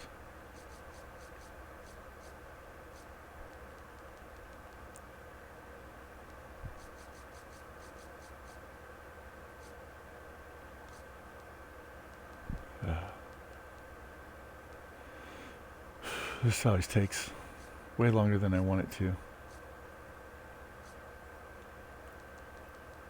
But it's worth it because you get in the middle of the draft. Alright, these are all fourth rounders. You get in the middle of the draft and you don't have to stop, pause, take forever to figure shit out. It's already done right here. And plus, once I'm done doing this, I'm going to go back through and look at each position individually and see what all the positions that I need and see if there's anything out there that can help me. Because if it can't help me, then I'm going to try and make a trade with a team and trade for one of their veterans and make them draft a replacement.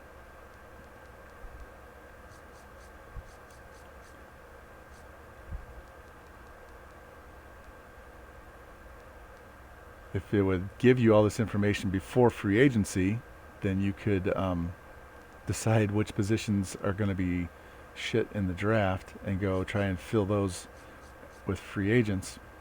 But it doesn't. It tells you all of this information after you're done. B minus, C plus.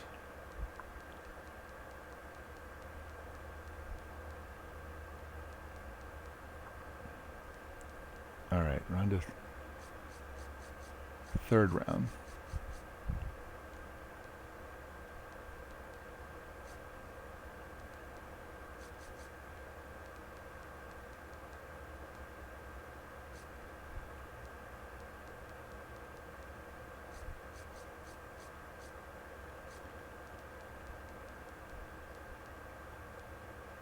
A plus, A minus, B plus.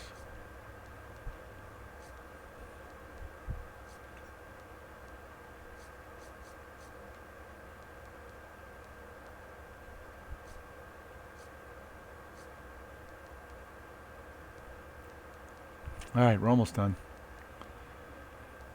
And then the draft will just fly by.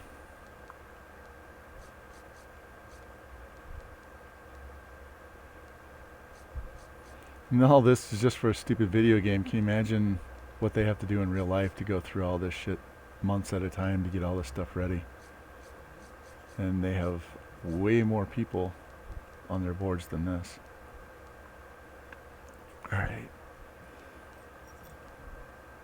A, B.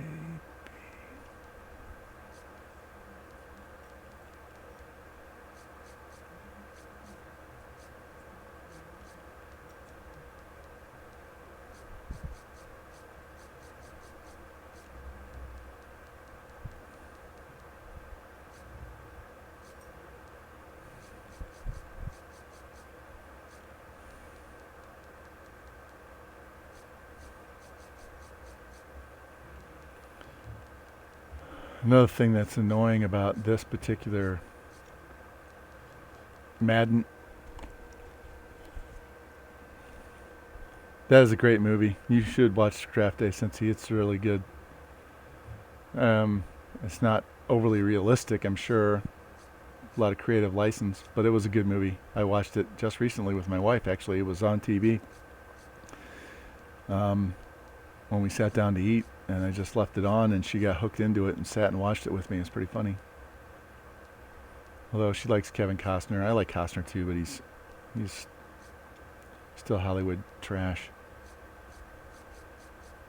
People have an overinflated importance in their own self. Let's see. That's probably the one good thing from COVID is all these athletes and people in the entertainment industry are not as important as I think they are. Let's see, 6.5. A minus, B plus, B plus, A plus. Alright, we're getting to the overrated second round guys. Overrated first round guys, sorry.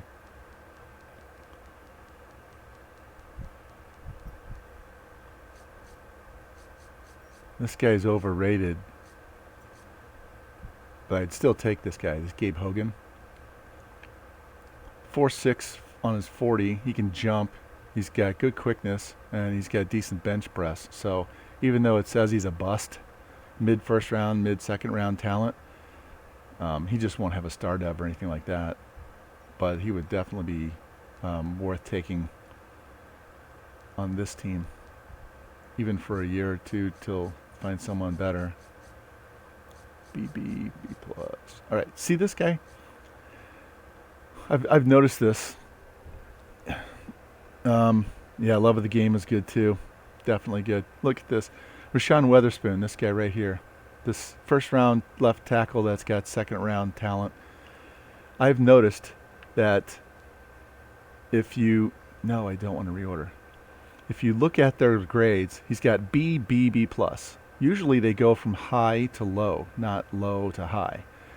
So I won't be shocked if this dude has a dev trait, but he's like a 70, 71, maybe even a 69. But I have noticed that if the letters don't descend, if any one of them goes up, like the middle one is a B plus and the outside ones are Bs, they actually have... We'll watch this guy. We'll come back and look at Weatherspoon later to see if I'm right. But usually if they have a letter out of sequence, there's something about him. I don't even bother reading the stories. This guy needs to go up.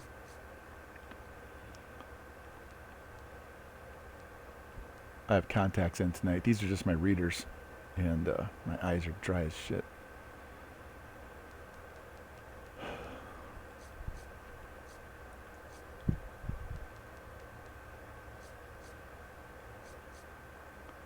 And here's another example. So these guys have exactly the same letter grades combine, but Ben Warner's a first round, that's second round talent, and he's third round, that's first round talent. So I'm going to list this guy first because he's going to get drafted first. I love like this where it says third round projection, but he's a first round talent. That means I could take this Justin Stallworth. Let's look at him. He's a late first round player, projected late third round. So you could get him anywhere from the mid second to the mid third. You can draft him just a little bit early and get him. If you wait too long though, he'll go because the computer, like I said, they know the ratings and they will snatch those guys like a round early. Alright, so now we're on to just straight first rounders.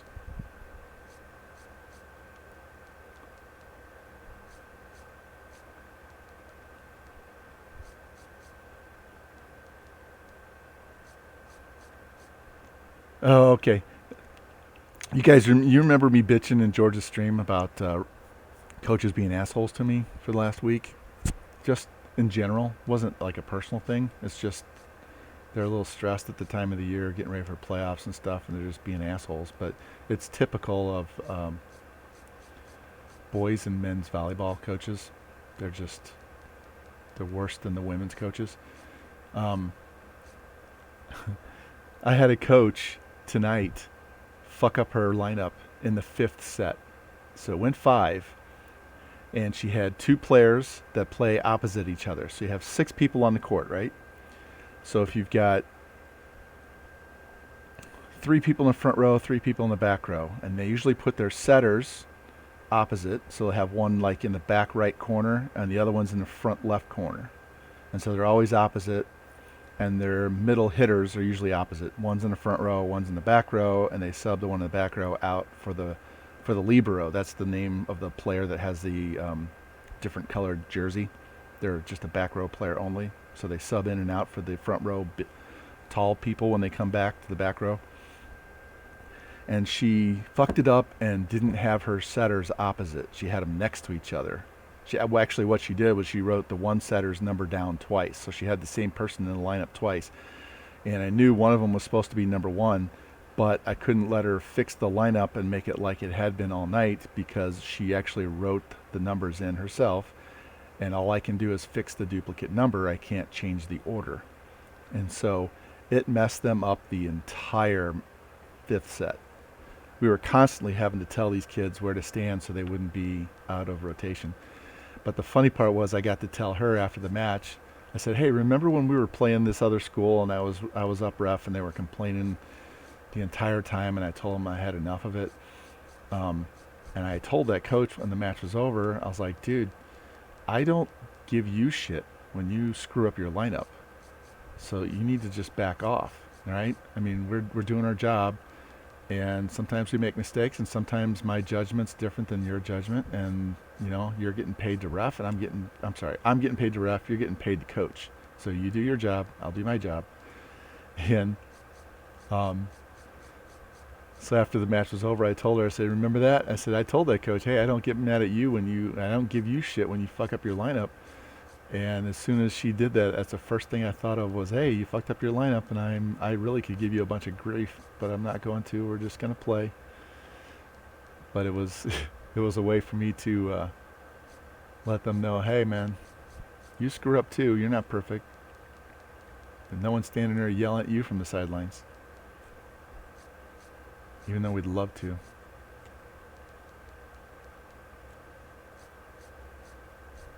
What's funny is when I was a baseball coach, I got kicked out of games right and left, arguing with the umpires. But they were just fucking idiots. They were worthless. They did not do their jobs well at all. You're teaching these kids that are, 14 years old, swing at this pitch, don't swing at that pitch. And we're a high-level team. We only lost 3 games the whole year, and those were the teams out of state. Out of the 12 kids in our team, 10 of them went on to play college sports. One of them is going to get drafted this summer by Major League Baseball. Kid just had a... hold on, let me get my phone. I got to tell you what this guy did. This kid has been wanting to play Major League Baseball since he was 4 years old. He plays for Columbia College, and he's an excellent catcher, and he can play shortstop, and he could pitch. All right. Hopefully you can read this. I'll look on the screen and see if it comes through. All right, this is this dude's name. I don't think you can see it. There's too much glare. What it says is, have a day, Kenny Piper. So this had to be a doubleheader. It had to be a doubleheader. He went 10 for 10.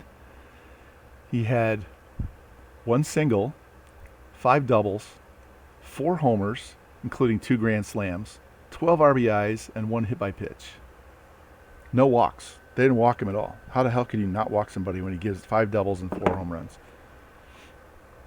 So we're teaching these kids how to play and how to not swing at shit and how to work counts and all this stuff, even at a younger age.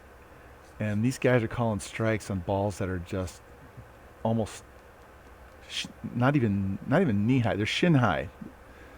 On the outside part of the plate, off the plate, no one can hit that pitch. I used to get so mad and get kicked out of the games all the time for yelling at them because they're just horrendous. How can we do our job and teach them how to play the game properly and how to not swing at shit if you're going to make them swing at shit because you don't know how to do your job?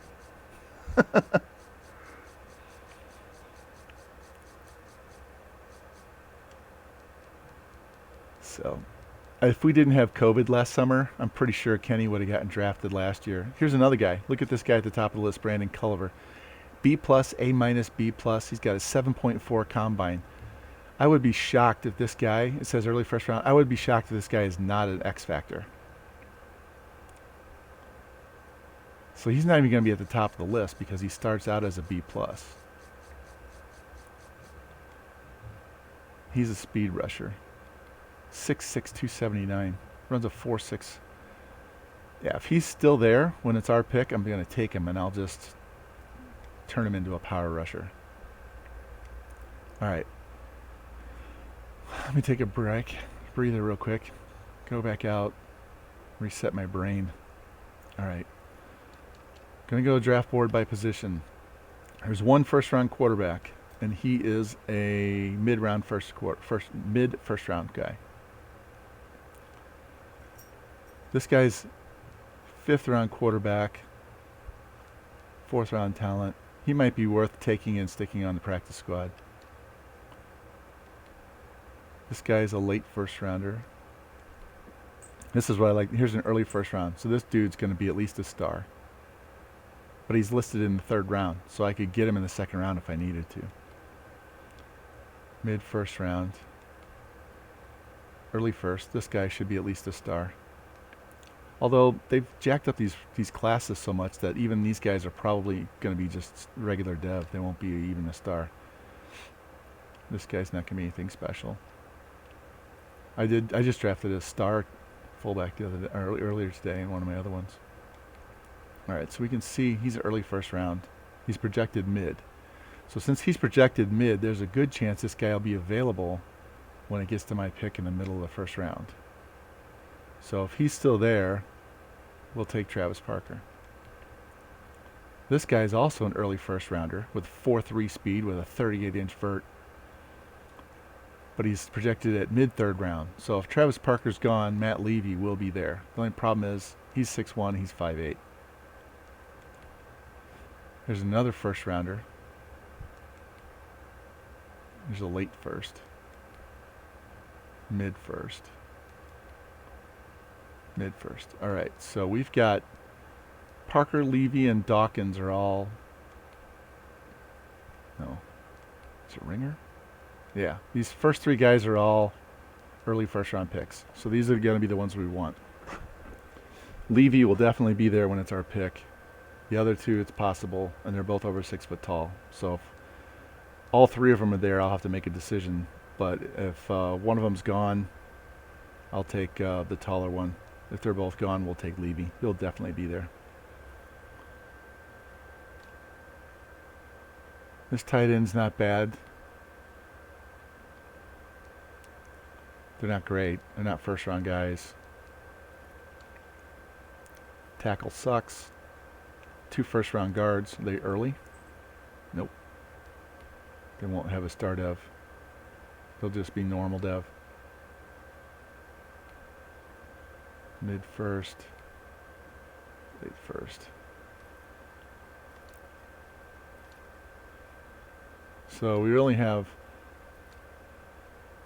four offensive linemen that are first round talent. He's a late first and he's slow. So I need a power rushing left end. But I'm willing to go and get, where the hell did he go? Brandon Culliver, and just play him even though it's supposed to be a power. I'm not going to worry about his dev being a perfect fit. These are all late first rounds. And they're all run stoppers, so they're not going to have the greatest pass rush. So Culliver is definitely somebody. In fact, just so I don't jack this up, I'm going to move him to the top. You can see we got 3 first round D tackles, and we got a second and a third round guy. This guy's a beast. He'll go probably in the first 2 picks. There's a late first and a late first. Early first round, speed rusher. Hell, I could always, he'll probably go too early. I could take him and put him at D end as well. There's no middle linebackers on the draft board? That's not right. Wow, there are no middle linebackers. Wow, I'm glad I signed that one. Power rusher. It's so hard to find power rushing outside linebackers in this game. I do need a corner. He's a mid. He's a mid. Mid. Mid. So nothing special. So we won't be getting a corner in the draft because they're all going to go. I'm not going to waste a pick on a mid round. All I want is early first round players because they're the ones that have the chance to getting the star devs or higher. I don't even need these guys. Strong safety would be good. He's early first round. He'll be gone before we pick him. A+, kick power, B accuracy. Jeez. All right, so this is the draft board based on their letter grades and combines.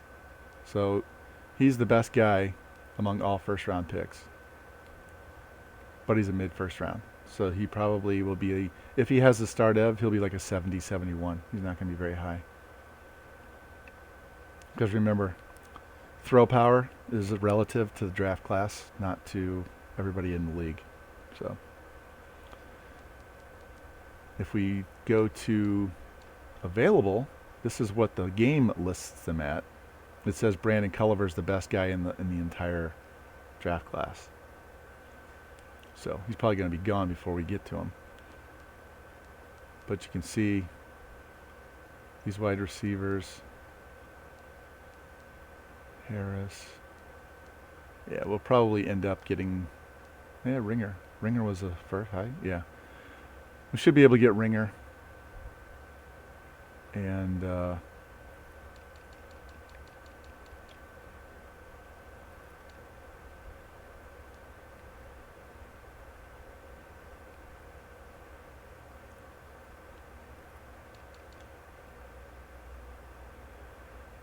I'd have to trade up to number 1 to get this dude. You want to see how easy it is to get that? Let's see if we can get it. Who's got the number 1 pick? This guy looks like he's going to be a stud. Bears are at 6.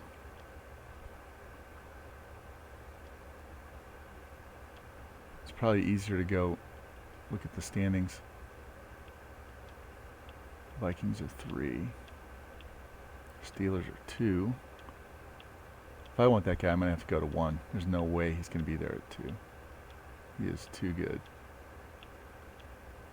So I'd have to package both of these first-round picks to get up there. The Giants. Jets and Giants trading. And they don't even need an outside line. They need a right outside linebacker. They don't need a defensive line, right? Then what's their ends look like? It's Dexter Lawrence and Leonard Williams and Kwity Paye. So they don't need him.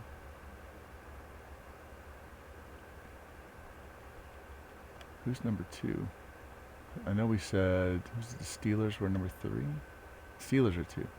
They don't need him. They have Tuitt and Hayward. They could actually take him because they have some age. So what do they want? They need right tackle, left guard, corner. You can always trade back up into this late first round, mid first round. Let's see. I'm just going to offer them 1 to see if they're even interested in making a trade. Yes. All right, so what else is it going to take? 3, 5, 6. I don't have a lot of picks. You want Josh Rosen? Nope. Okay, I didn't think so.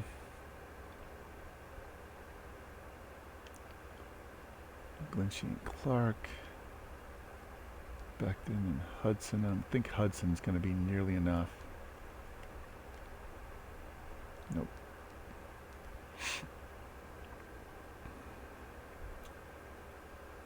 Left guard. How about Edoga?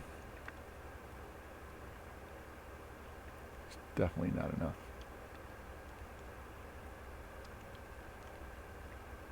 Nope. Let's see if I offer him a 3. It's closer.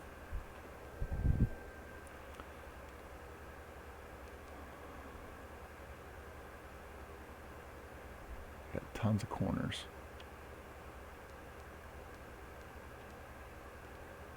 Is Guidry enough? Nope. How about Hall?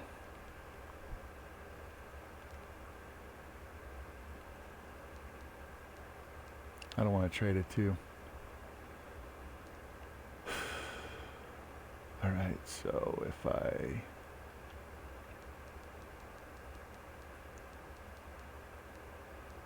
doesn't value next year's picks as much as this year's.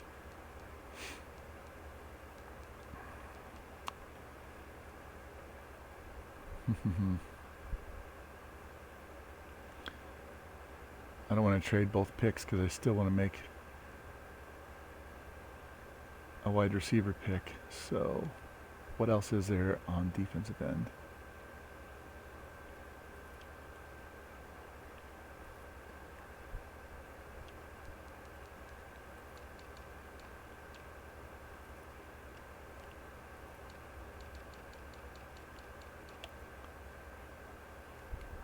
Butler's a late first rounder. He's slow. Didn't have an outside linebacker. Yeah, this guy. He's an early first rounder. Mitch Meadows. Where's Mitch Meadows on the available board? He's 5. All right. So once we start this draft, I'm going to have to start after the first pick goes. If Culliver goes 1, I'm going to have to get on the board and start trading. So Culliver and Meadows. And Meadows is, let's see, so he's listed 1 and he's listed 5.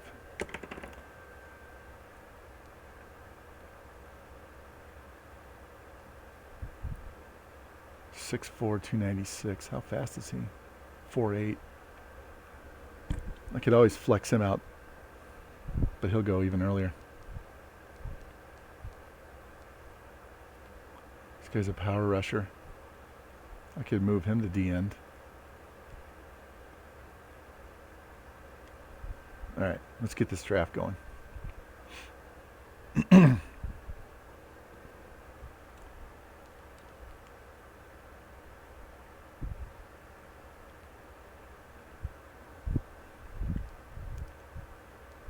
So these two guys didn't want to come.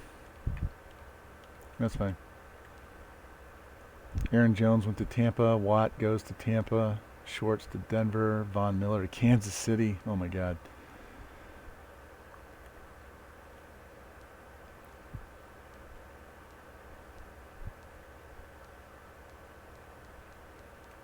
All right, let's skip forward.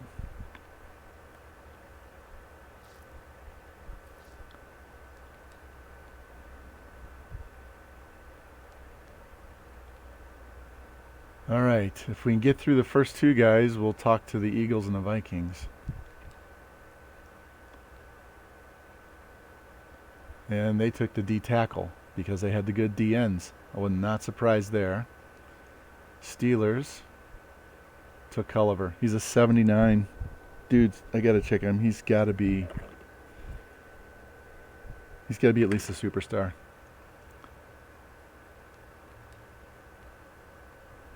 They took a strong safety. Right end. Left tackle. Wide receiver. Quarterback goes to the Saints. They're forever drafting quarterbacks in this game. Guard. We're getting closer. There goes one of those wide receivers. 78. So Levy is the next best wide receiver, but he's a 3rd round talent. Is Ringer the other early? Yeah, Ringer. Where's Ringer listed? It's listed 8th on the board right now. So there's a good chance. 1, 2, 3, 4, 5. 5. So Jacksonville, Denver, Carolina, Arizona.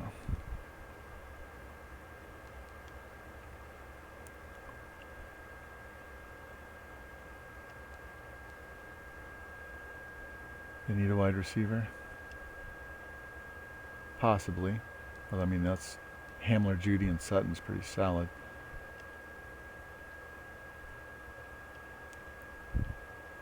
Cardinals probably could. Panthers and Jaguars. Jaguars could take him. Any of those teams could take him as a 3rd. We'll just wait. I'll settle for the other guy. Hopefully both of them won't go. There goes Ringer. They're not going to jump up 2 rounds to take this wide receiver, so we're just going to take a chance. Harris. Riley. And the Cardinals take a D end.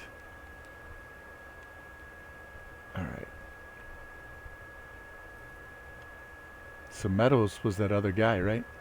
He's early 1st round. A little light for D end, but we're going to take this guy and put him at defensive end. D end. 7.5 on the 3-cone, 4.6 on the shuttle, and 25 plus on the bench. So he'll be a little light. He'll go down when I move him from outside linebacker to D end.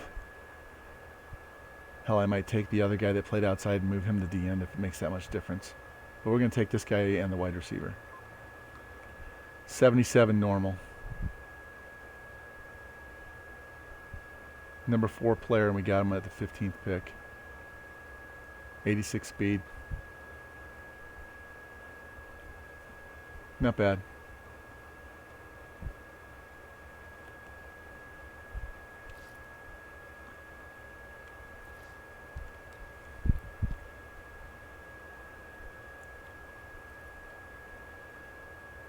This was the other guy that was near the top. He's a late first rounder. I don't need the halfback. I do need a wide receiver, and he's early first round talent. He runs a 4.340 and he can jump. 77 normal. What the fuck? We got the 4th and 5th players and they're both normal dev. How much bullshit is that?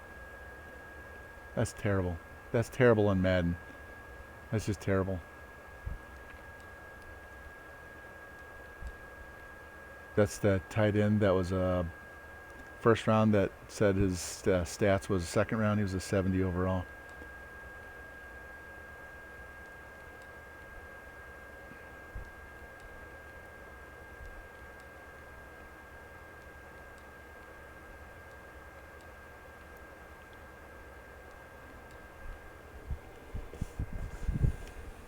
Hold on a sec. I gotta update this. Damn it.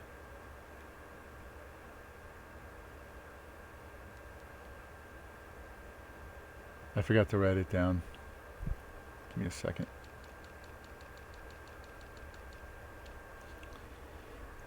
So we took Mitch Meadows.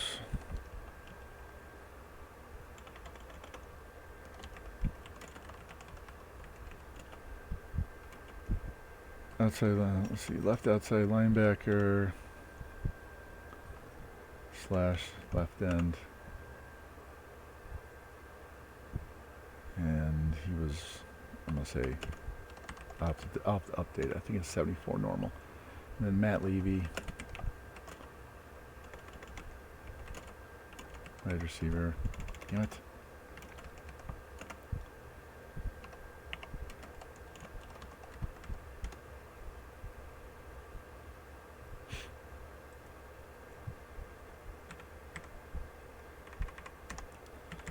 I don't think they're both 74s. I'll need to go back and look at that. Does it show it on here? No, it doesn't show it. Never mind. Oh, it will show here. Never mind.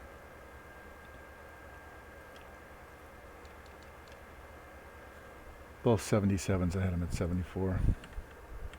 Undersold myself. So even if he goes down like a 75 on the D end, that's still not bad. All right.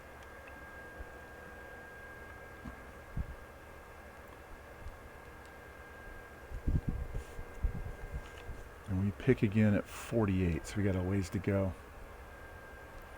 So we're just going to skip. And I can do this one at a time. There we go.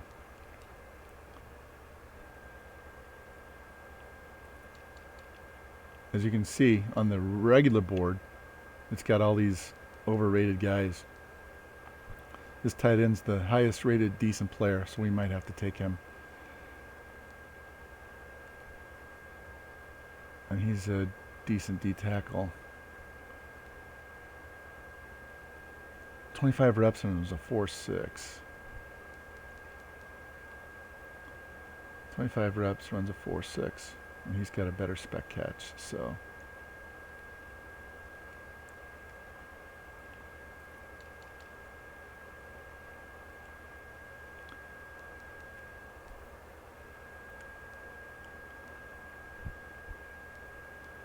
All right, I do need a tight end. We got my wide receiver. I got the rush guy, right? So I need a tight end.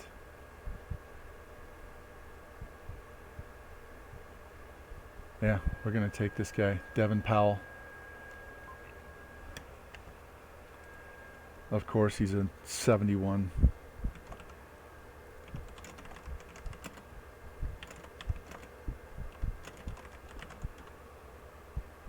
That's okay. What's his speed? 85 speed. 77 catching. He's not bad. Sucks as a blocker, though.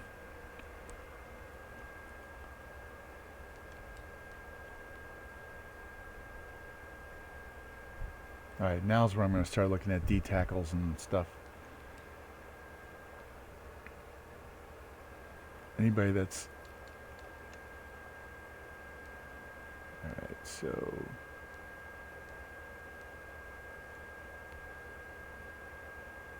Jesus. Defensive end of 7'5", 4'6", and 25.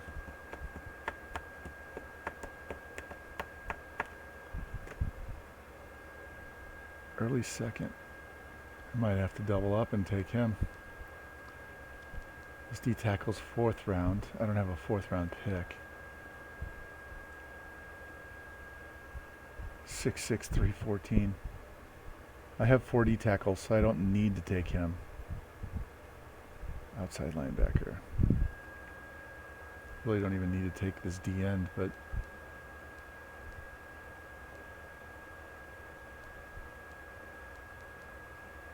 definitely don't need a halfback. This Rodney Favors dude's the one in a 4.47 with 30 reps. He's 23. He'll just be a normal dev. Cincinnati. There you go, Cincy. Guys from Cincinnati. This D tackle's 21. This guy's got an A minus hit power. He's 22. He's 22. Late 4th round. Maybe I could trade back into the 4th round.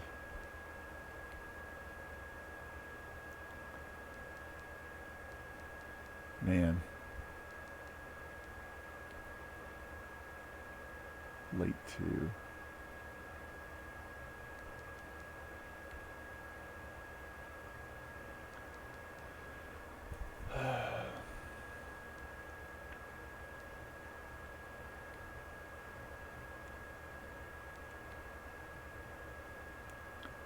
Early second. Late second.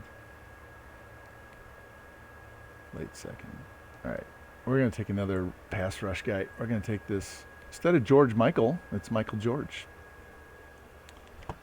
I'm going to try and trade back up into the 4th round.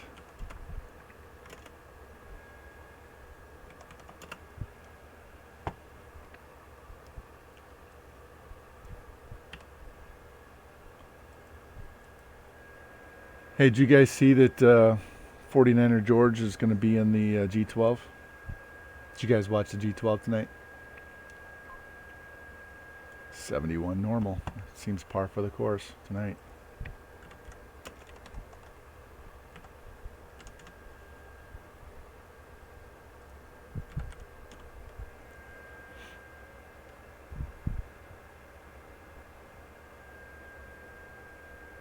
Yeah, he sent me a whisper Wednesday night during his chat and told me that he got invited.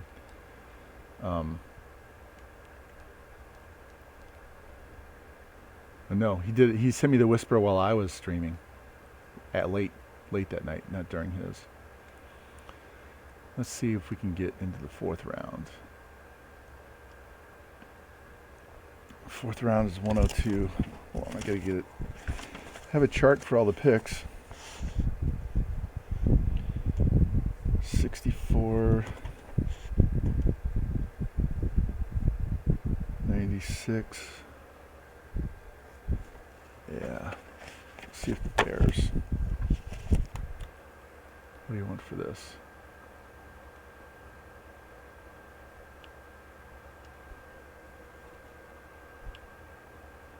I have an extra left end.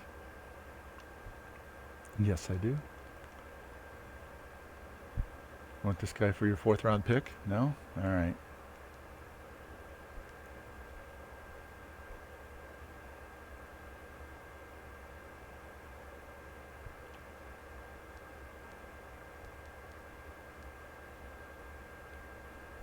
About a 5 and a 6. There we go.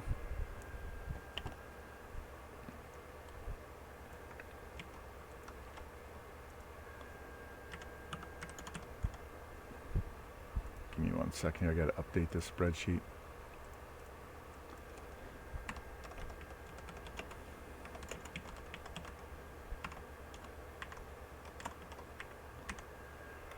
All right. So now we're up into the early part of the 4th round. Let's hope this defensive tackle's still here.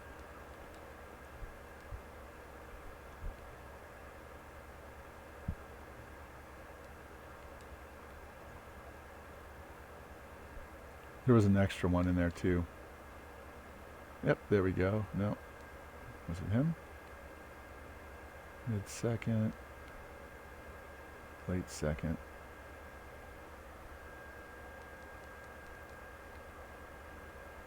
Early 3rd. This guy's going to be a normal dev too. I'm going to take this guy. Victor Whitfield. Hey, at least we're consistent tonight.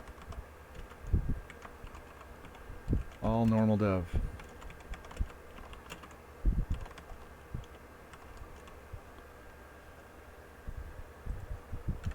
Just gives me somebody that I can stick on the practice squad, develop that guy, take over for somebody else, and then I don't have to draft somebody. Just as a backup. All right, right end.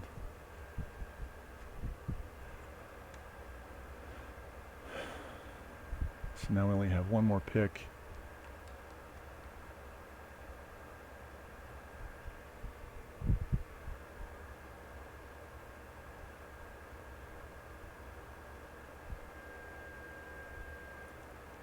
Yeah, George is going to play. He's going to play as Cal because San Diego State's not going to get good enough players, I guess. So he's going to play as the Cal Bears. Look at this dude.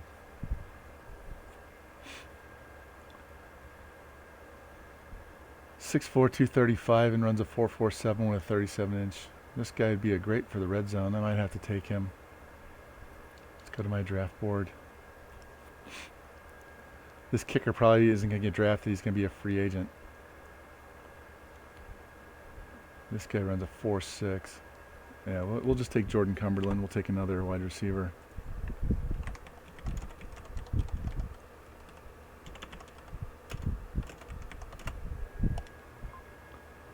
.66 normal.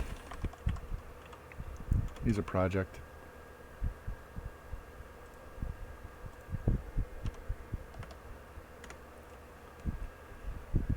All right. We are done with the draft, so let's skip ahead into the draft. All right. So we got a couple of pass rushers, we got a couple of wide receivers, we got a tight end, and we got a D tackle. So,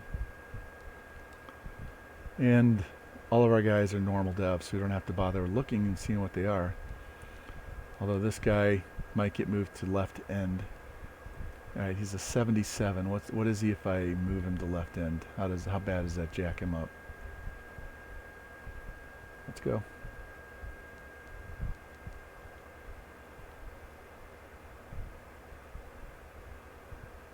Yeah, he stays the same.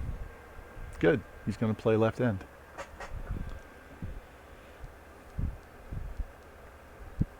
And he'll go to play right end. Actually, he's the power rusher. No, he's speed rusher too. Okay. And what we wanted to look at was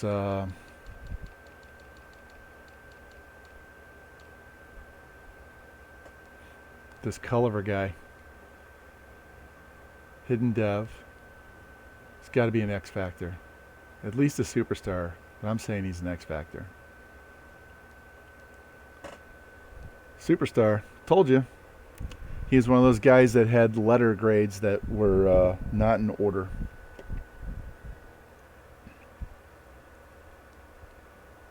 So if you see that, that is a good sign. Go get that guy. What is this D tackle? 79 D tackle starting out.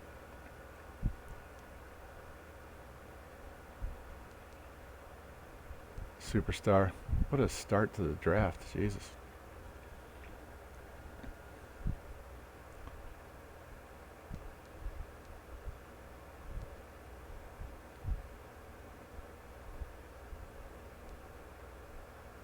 Like Dawkins is one of those wide receivers. He was normal. No, it wasn't Dawkins. Who was it? Parker? Yeah. It was Parker and the other guy we missed out on and settled for the short one.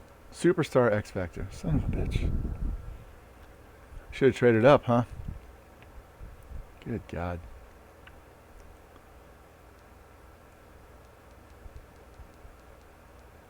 And he went to the Colts. Let's see if Ringer's he's a normal. Damn. Travis Parker.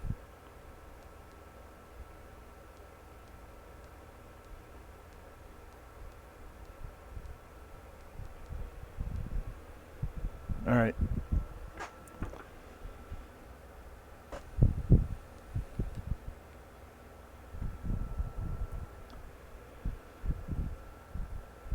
Oh, I'm going to get through this preseason and call it a day. So if you guys want to start looking at who you want me to send you off to, we'll send pretty fast. It won't take very long. But what I need to do is check my... Did I leave injuries on last time? Yeah, they're off. I played all season with no injuries. And I want to turn that to manual just for the first week so I can set who I want.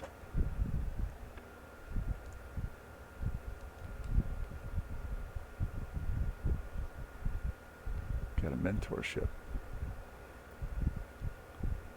Vera Tucker. Yep. He needs to work on his... We're going to work on pass blocking and power pass blocking. There we go.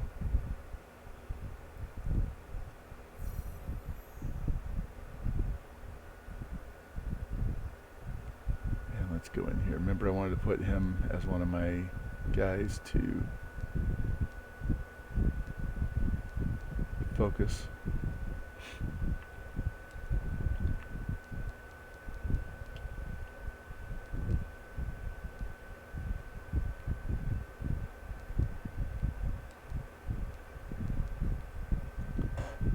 I can turn that back to auto.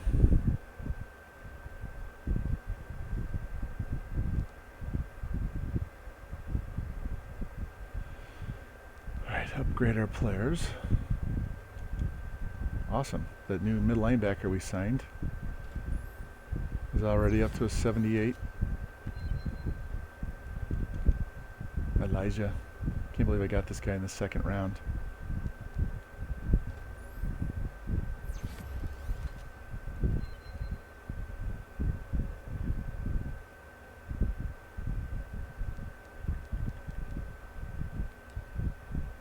Turn that training back to auto. And I got to remember to turn injuries back on once we get out of preseason. I think I turned them off on the preseason last year and forgot to turn it back on.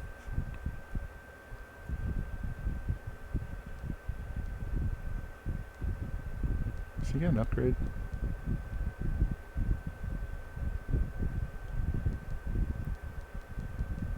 Yes. No. Need 500 more points. All right.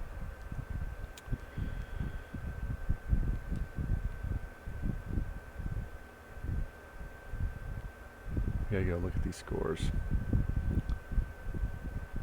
How much does he go up? 3 awareness, that's good. And T.Y. Helton wants to help Elijah. All right.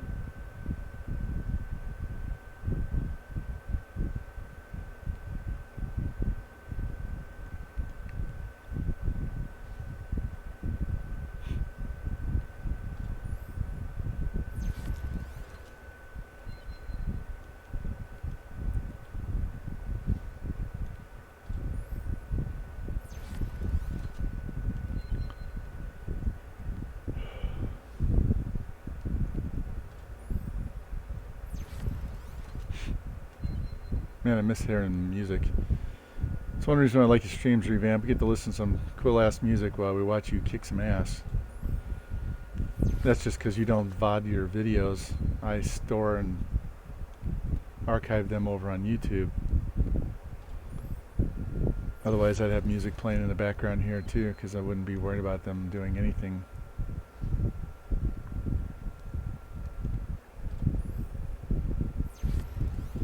I still can't believe you scored 100 points in that one game. I've done that before, but I did it on varsity level. See how many points I could score.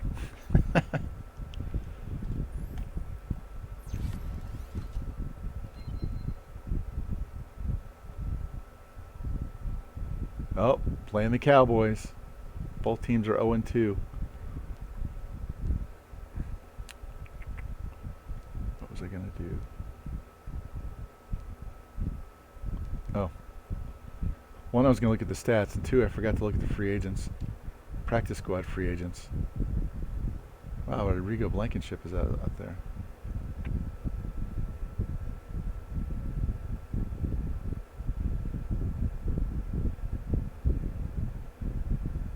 Yeah, sometimes you get in those. You get in there and you're just, wow. This guy's 6'4". I got him in another one. I'm gonna add this guy. You just get in there and you can't stop. I've had a couple of games like that where I was just gonna run it right down their throat and there was really nothing they could do about it. Man.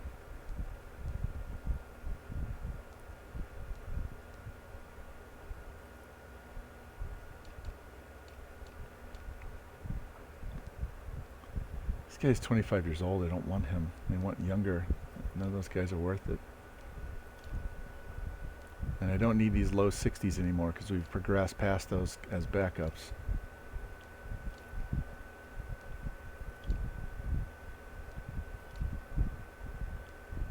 My problem with playing NCAA, and the reason why I stopped playing for a while, is one, I kind of get burned out on all of the recruiting I was doing for myself and helping George, and it's just mentally takes a lot out of you. And Joe, we're going to put Joe on the team.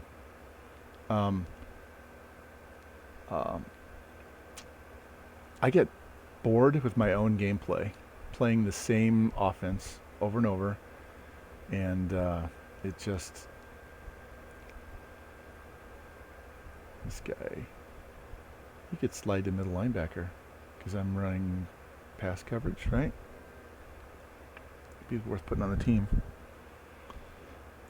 And I just got tired of calling the same plays. Every game feels like exactly the same. Starts out slow, and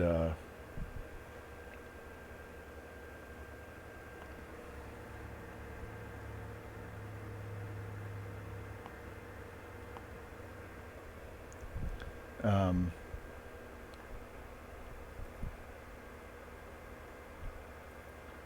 94 kick power, 92 and 80. And it was just rinse and wash. I mean, so you kind of feel like you're on stage performing. I mean, you're playing and you're watching me, but I wasn't happy with what I was doing. And I think the final straw was the ULM, where it was just nothing but recruiting, and it was non-stop, and we were simming, and that just crushes me. PG Mason, sir, what?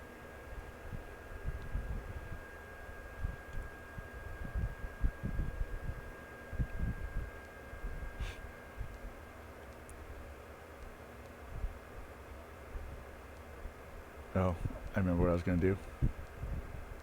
I want to see what the stats were. You're here to buy coon dogs, huh? That's a shame. That is a shame. Give me 1 second, guys.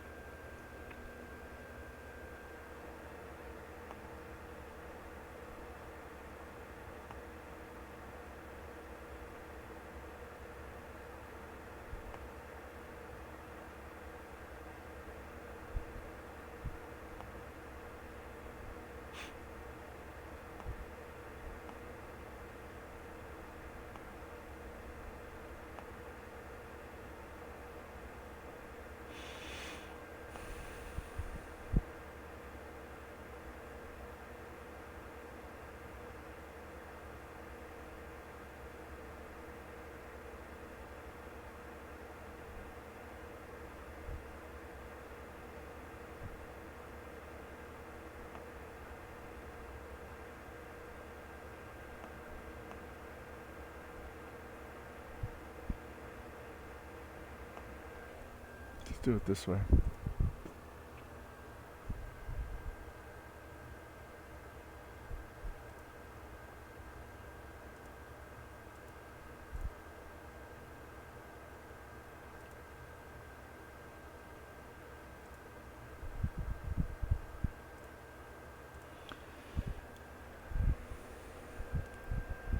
I love all these assholes that come in here and start talking shit, causing trouble. Fuck off. They must think I really care. It's probably some 13-year-old piece of shit. Yeah, I know. I usually don't feed the trolls, but I like to engage them. Look at Josh Rosen, 4 touchdowns, 248 yards passing. Damn it. I changed teams accidentally. My problem is I had to do it through Streamlabs. I couldn't do it through my browser for whatever reason. It wouldn't let me get rid of them. Fields. Goes and I don't care about the receivers and running backs. I just want to know what Fields was doing.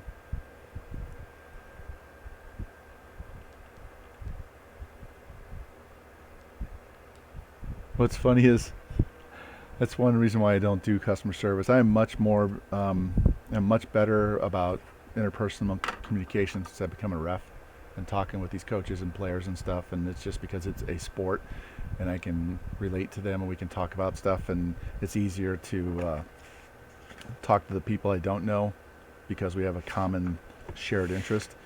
Whereas if you're just somebody off the street that I don't know anything about you, I really don't fucking care. And I used to get in trouble when I worked retail because I just didn't care. And I had one lady, I worked at AT&T, and she had a phone that wasn't working, and she wanted me to give her a new phone. And I'm like, no, we have a process that we have to go through first, and blah, blah, blah. And they had it for like 6 months. It wasn't brand new. It wasn't like she just got it. And I'm trying to talk to the husband, and the wife won't shut the fuck up. And so finally I was just like, get the fuck out. Just take your phone and get the fuck out. Leave. I'm done with you. And so they didn't talk to my boss. They talked to my boss's boss, and they wanted to get me fired. And so I go in the office and I'm talking to my boss, and she's like, well, they want you fired. And I'm like, well, I've done worse in the past and you didn't do anything before, so why should you start now? And she looked at me, she's like, well, you know what? You're 100% correct. And she said, just go back to work. Didn't do anything. And I just don't put up with them. It's like, your customers are not always right, and a lot of times you're just assholes. So I'd like to be assholes back to them. But that was funny. Shut the fuck up and get out of my store right now.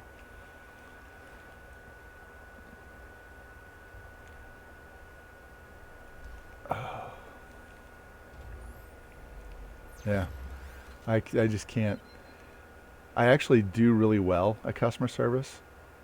I did a contract work when I just got let go from a job, and I was working contract, and I was with First Bank, and they were redoing their entire website, and so we were helping support the launch of this website, and so the customers don't know how to use this website at all. What year am I in? This is year 2. We're just starting 2022. So we went 8-8 the first year and just missed the playoffs. And so it was like a month, and you would be on the phone for 8 hours a day talking with people. And have you ever tried to explain how to do something to someone over the phone where you cannot see what they're looking at, especially when it's computer related?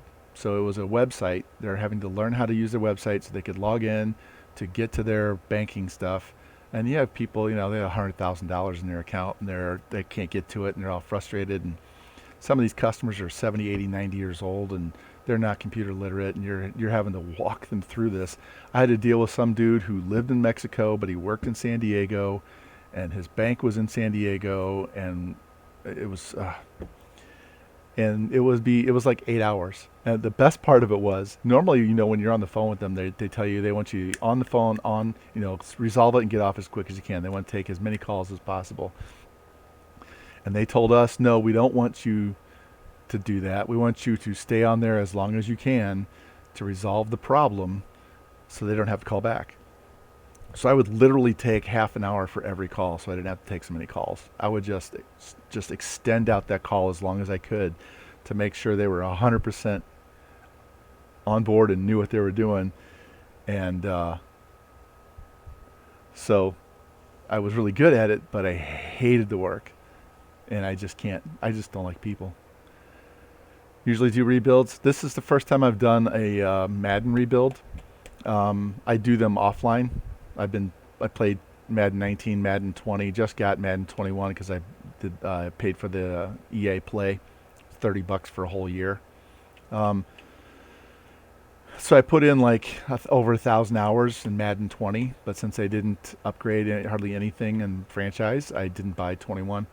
I've been doing NCAA football since, I don't know, well, since it came out, but I've been streaming it since like January or something like that.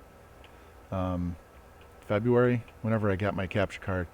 So I was doing a lot of dynasties and rebuilding teams for that, but this is the first time I've been doing it for Madden. It's not the first time I've attempted to do it. It's just the first one I've done on camera, on a stream. And it's a hey, thank you for the follow. It is a unrealistic rebuild. I have a lot of contract exploits that I've learned either through myself or through a YouTube channel called Tips for Gamers. Those guys are awesome. And so once we get through week 3 of the preseason, I'm going to show you how to do some of those contract exploits, so you don't have to pay anybody anything. For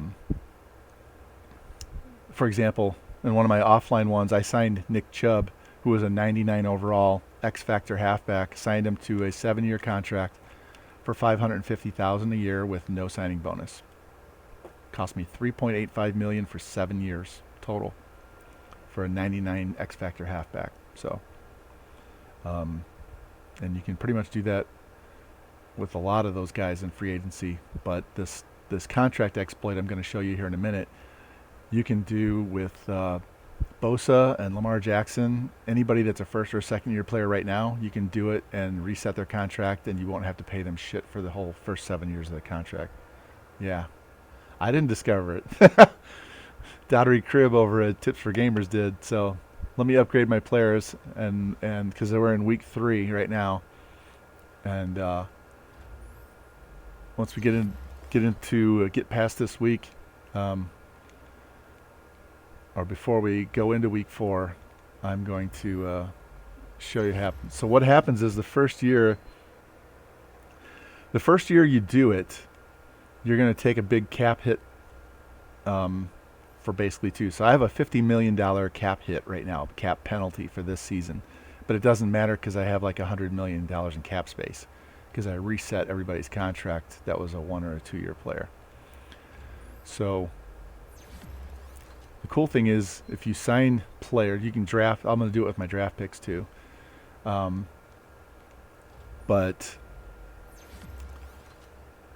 like I took Justin Fields 2nd overall, and then I put him on my practice squad and then signed him right back to my roster.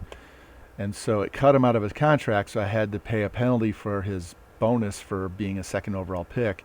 And then I had to pay him $17 million for the first year, but now he's only making $500,000 a year. So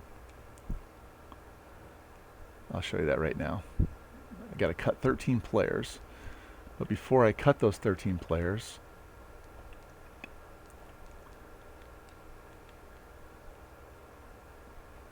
we're going to reset some contracts. All right, so here. See, Justin Fields. Here's his contract. Look at that.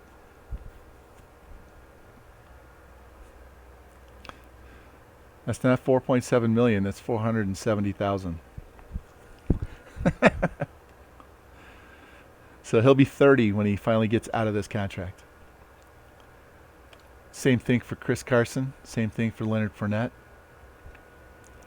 So what I'm going to do now is I'm going to go through. I've already reset his.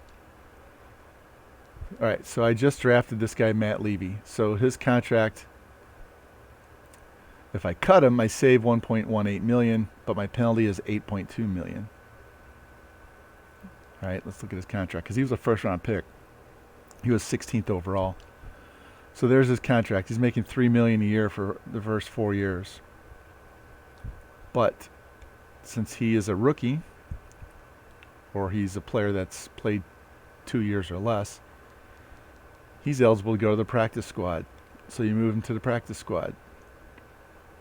And then now that he's on the practice squad, you sign him back from the practice squad. Remember, his contract was what, 3 million, 3 something, 338, something like that. Now his contract is a 1-year deal for $2 million. That's all I'm paying him for. I'm paying him $2 million this year. Now, at the end of the season,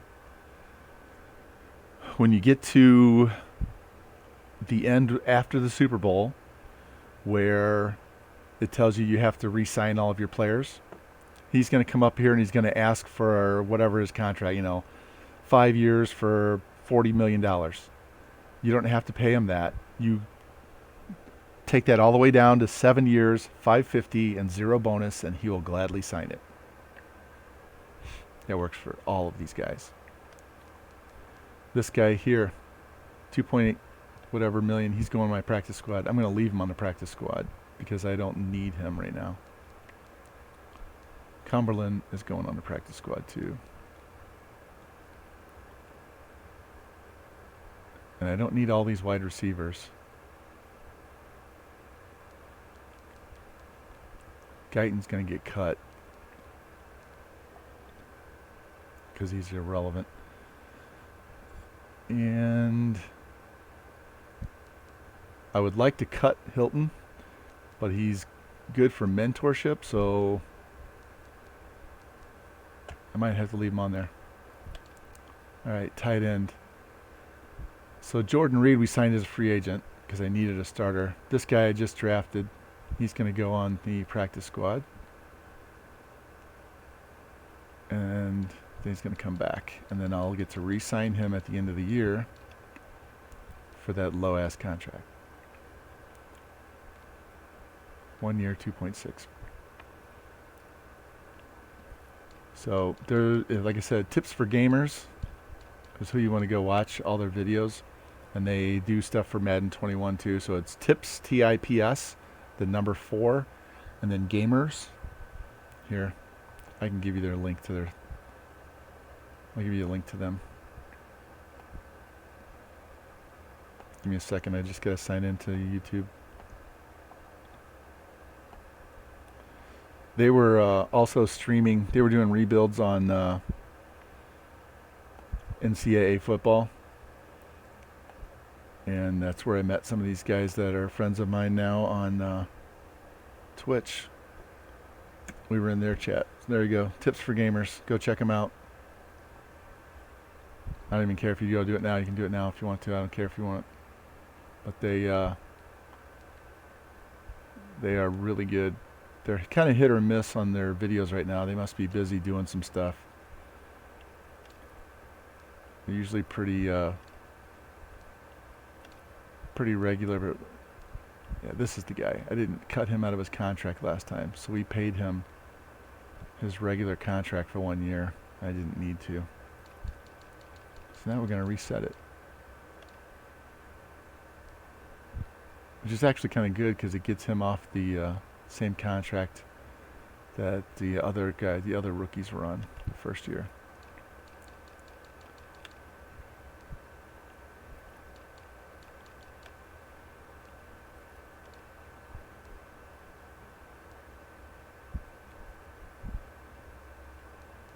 This guy needs to go to practice squad.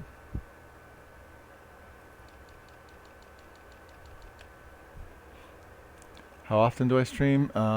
I had taken a month off, and then I streamed Wednesday night really late. I started like 11:30, 12:30, streamed until 5 in the morning. Once I get done with this preseason, I'm going to be done for the night. But once we get past like the middle of May, then I'm probably going to stream. I used to stream every Tuesday and Thursday night, and then some Sunday mornings. So I might go back to that, or I might just start streaming during the day, like early in the morning, 8, 9 o'clock Central Time. Stream up until lunchtime because I usually work out at lunchtime. In fact, Revamp here is usually on his stream, and I have it in the background while I'm working out, just because he lets us play music in his stream. All right, so this guy, yep, this guy is the new guy, and he gets moved to practice squad, so I don't have to pay him. This guy's gonna get cut.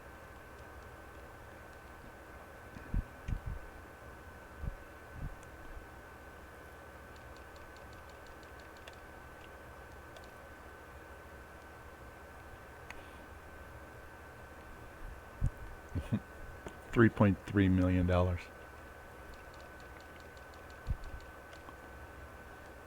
right, so this guy is just going to get straight moved to the practice squad. And this guy's going to get cut out of his contract.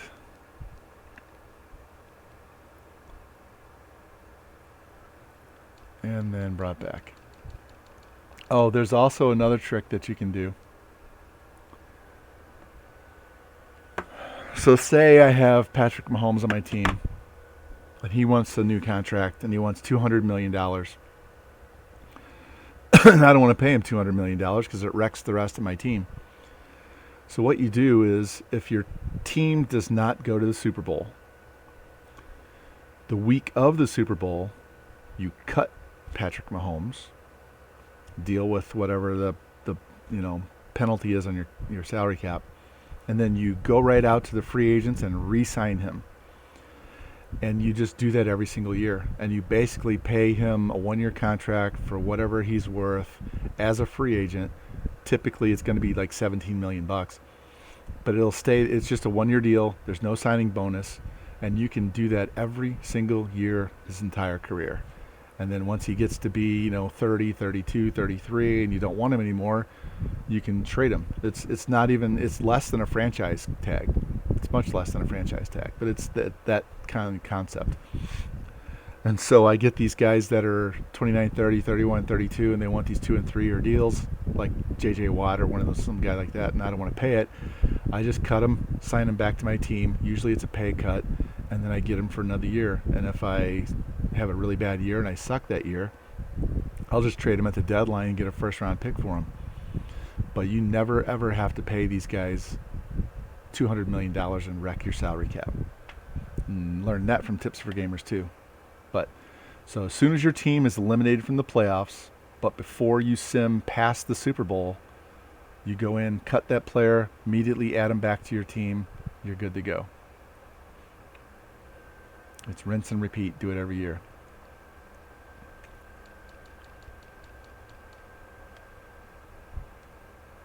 All right, so this guy I can't cut. This guy's just going to go straight to practice squad and stay there. I don't even really need 40 tackles because I run a 3-4. And he's the same age. What can I get for this guy?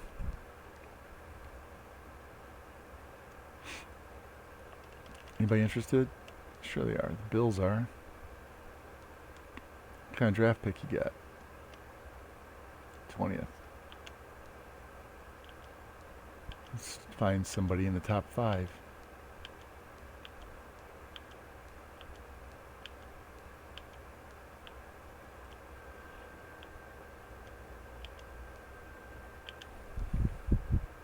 The Giants. They don't need him. They just drafted that 79 overall dude.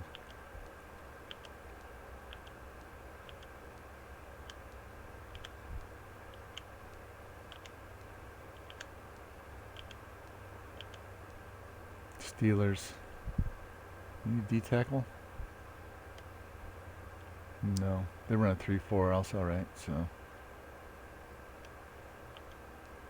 about number 3 or number 4? Number 3.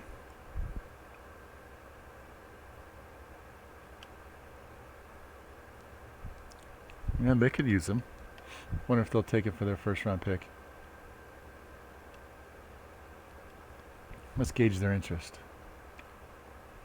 No. Okay. I'll keep them around for another year.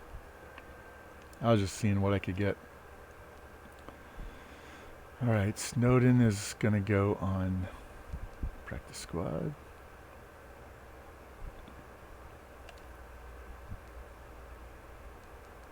Bocce is going on practice squad. I got Bocce up to a superstar. In one of my, I think it was with the Redskins.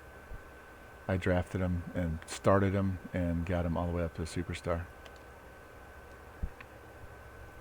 Oh, guys, I'm going to do, after I get done playing with the Jets and doing this, I'm going to take, I might even have you guys pick whatever team you want me to pick, and I will go grab a 59 overall free agent quarterback off the free agent pile, make him the starting quarterback, and play with him as a starting quarterback, and then just sim the games and show you that it doesn't matter. He'll still throw for over 3,000 yards.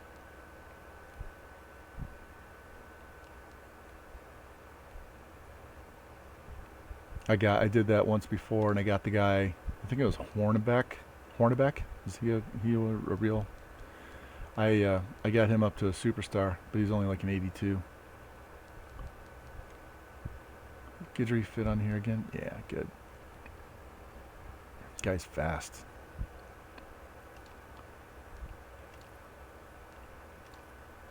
Alright, I think that's all. And I've got... Should have a pretty full... Is that everybody? I still got to cut 2.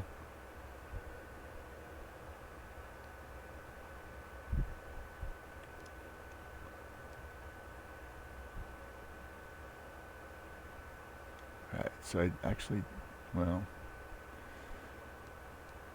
Let's look here first. Because there's some of these other players just got cut.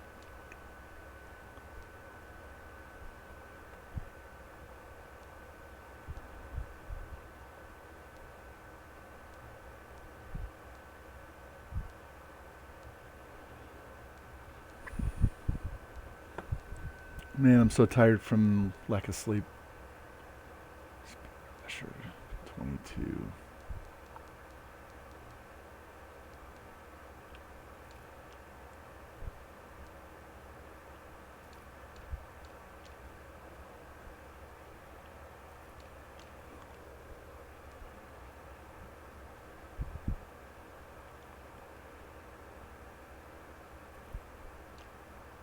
The contacts are so dry.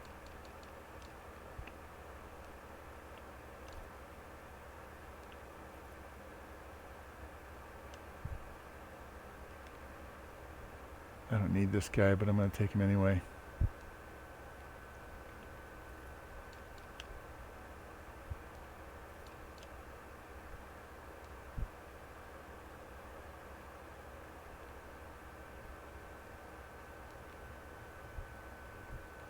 Alright, now I got to cut 2 players. Sim that week 4, and then we're done.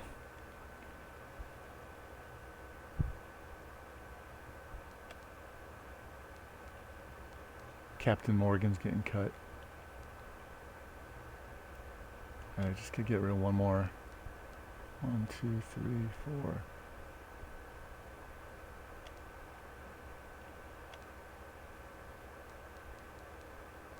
Yep, it's going to be TY.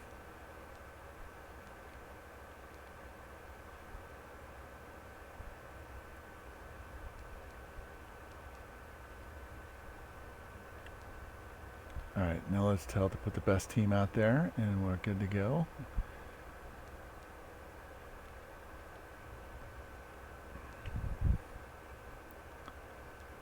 It's got Levy as my slot guy.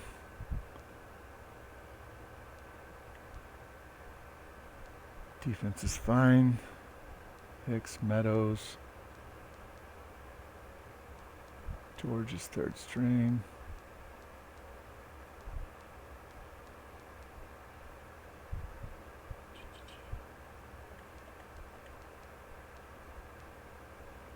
Two corners, three linebackers, two D tackles, and two wide receivers. All right, we're good. Let's sim this game, and then the next stream, which could easily be tomorrow day, or it could be Saturday, because I don't ref Saturday, I ref Sunday all day.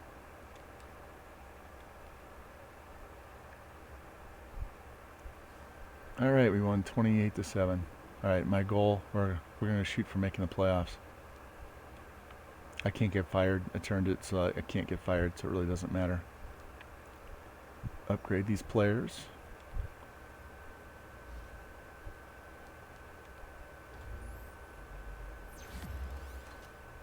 If you want a cheat code, play with John Ross. Move him to running back. 96 speed, and he can catch. Especially if you're not simming, you're usering. Oh my god.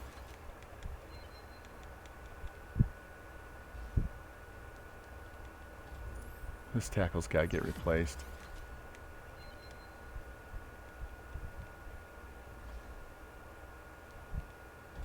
There's got to be a better tackle out there.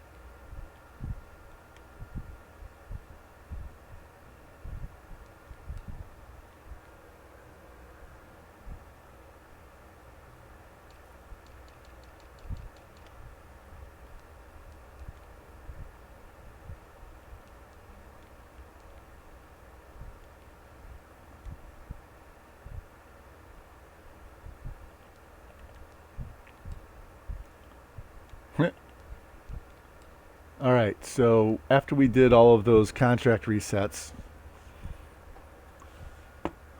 we have a $61 million cap penalty for this year with $57 million in space. And next year, our cap penalty is only 19.9. So we're going to get that $61 million back next year. So that's $118 million. So we're going to have $100 million in cap space next year. $100 million in cap. It's our highest contract. It's got to be that safety. $85 million. Who is that? Mosley. He's got 2 years left. And then assign this guy.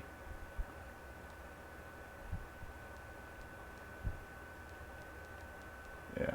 He's only going to be around for 2 years. These guys are going to be around for a while. But Mosley...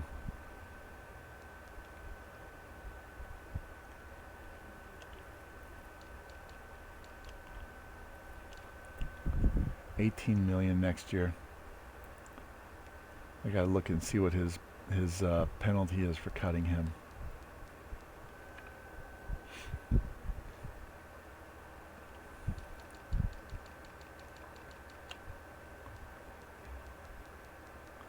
$3 million.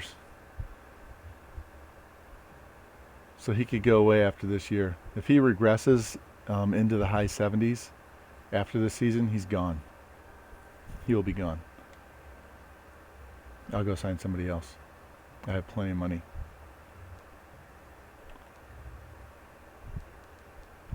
Alright, I gotta do one more thing, and that's turn injuries back on, because we had them off last year accidentally. And then I'm done.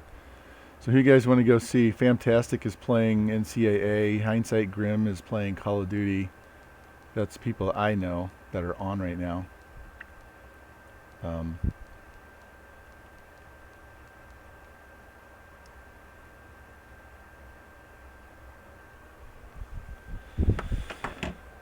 But I am finished with the off season. It shit took 3 hours to do the off season. So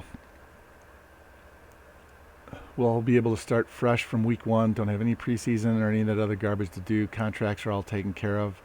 We can just start playing games next time.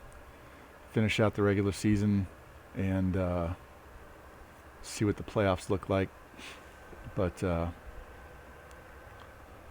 am done. I'm toast. I'm mentally tired. We had a 5-set match earlier today. I thought it was going to be a 3-setter and it went 5. Luckily I wasn't on stand, so it wasn't as stressful, but it was still long. It was 2 hours. So anyway, hope you guys had fun. Thanks for stopping by. Let's go hit the Fantastic. He's playing NCAA. I haven't watched him play for a while.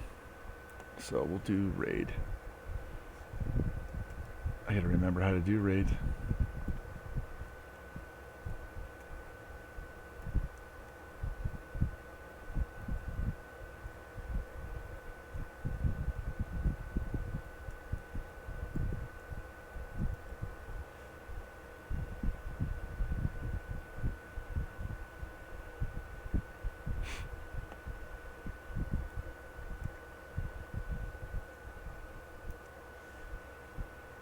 Is this right? Does this work? That's not right. How do I raid again? It's been a month, guys.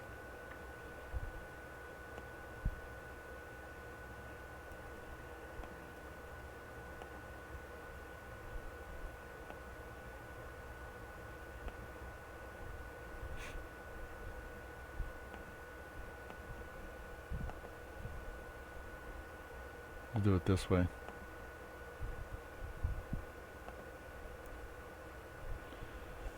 All right, fellas. Thank you for stopping by, and we'll see you over in Fantastic.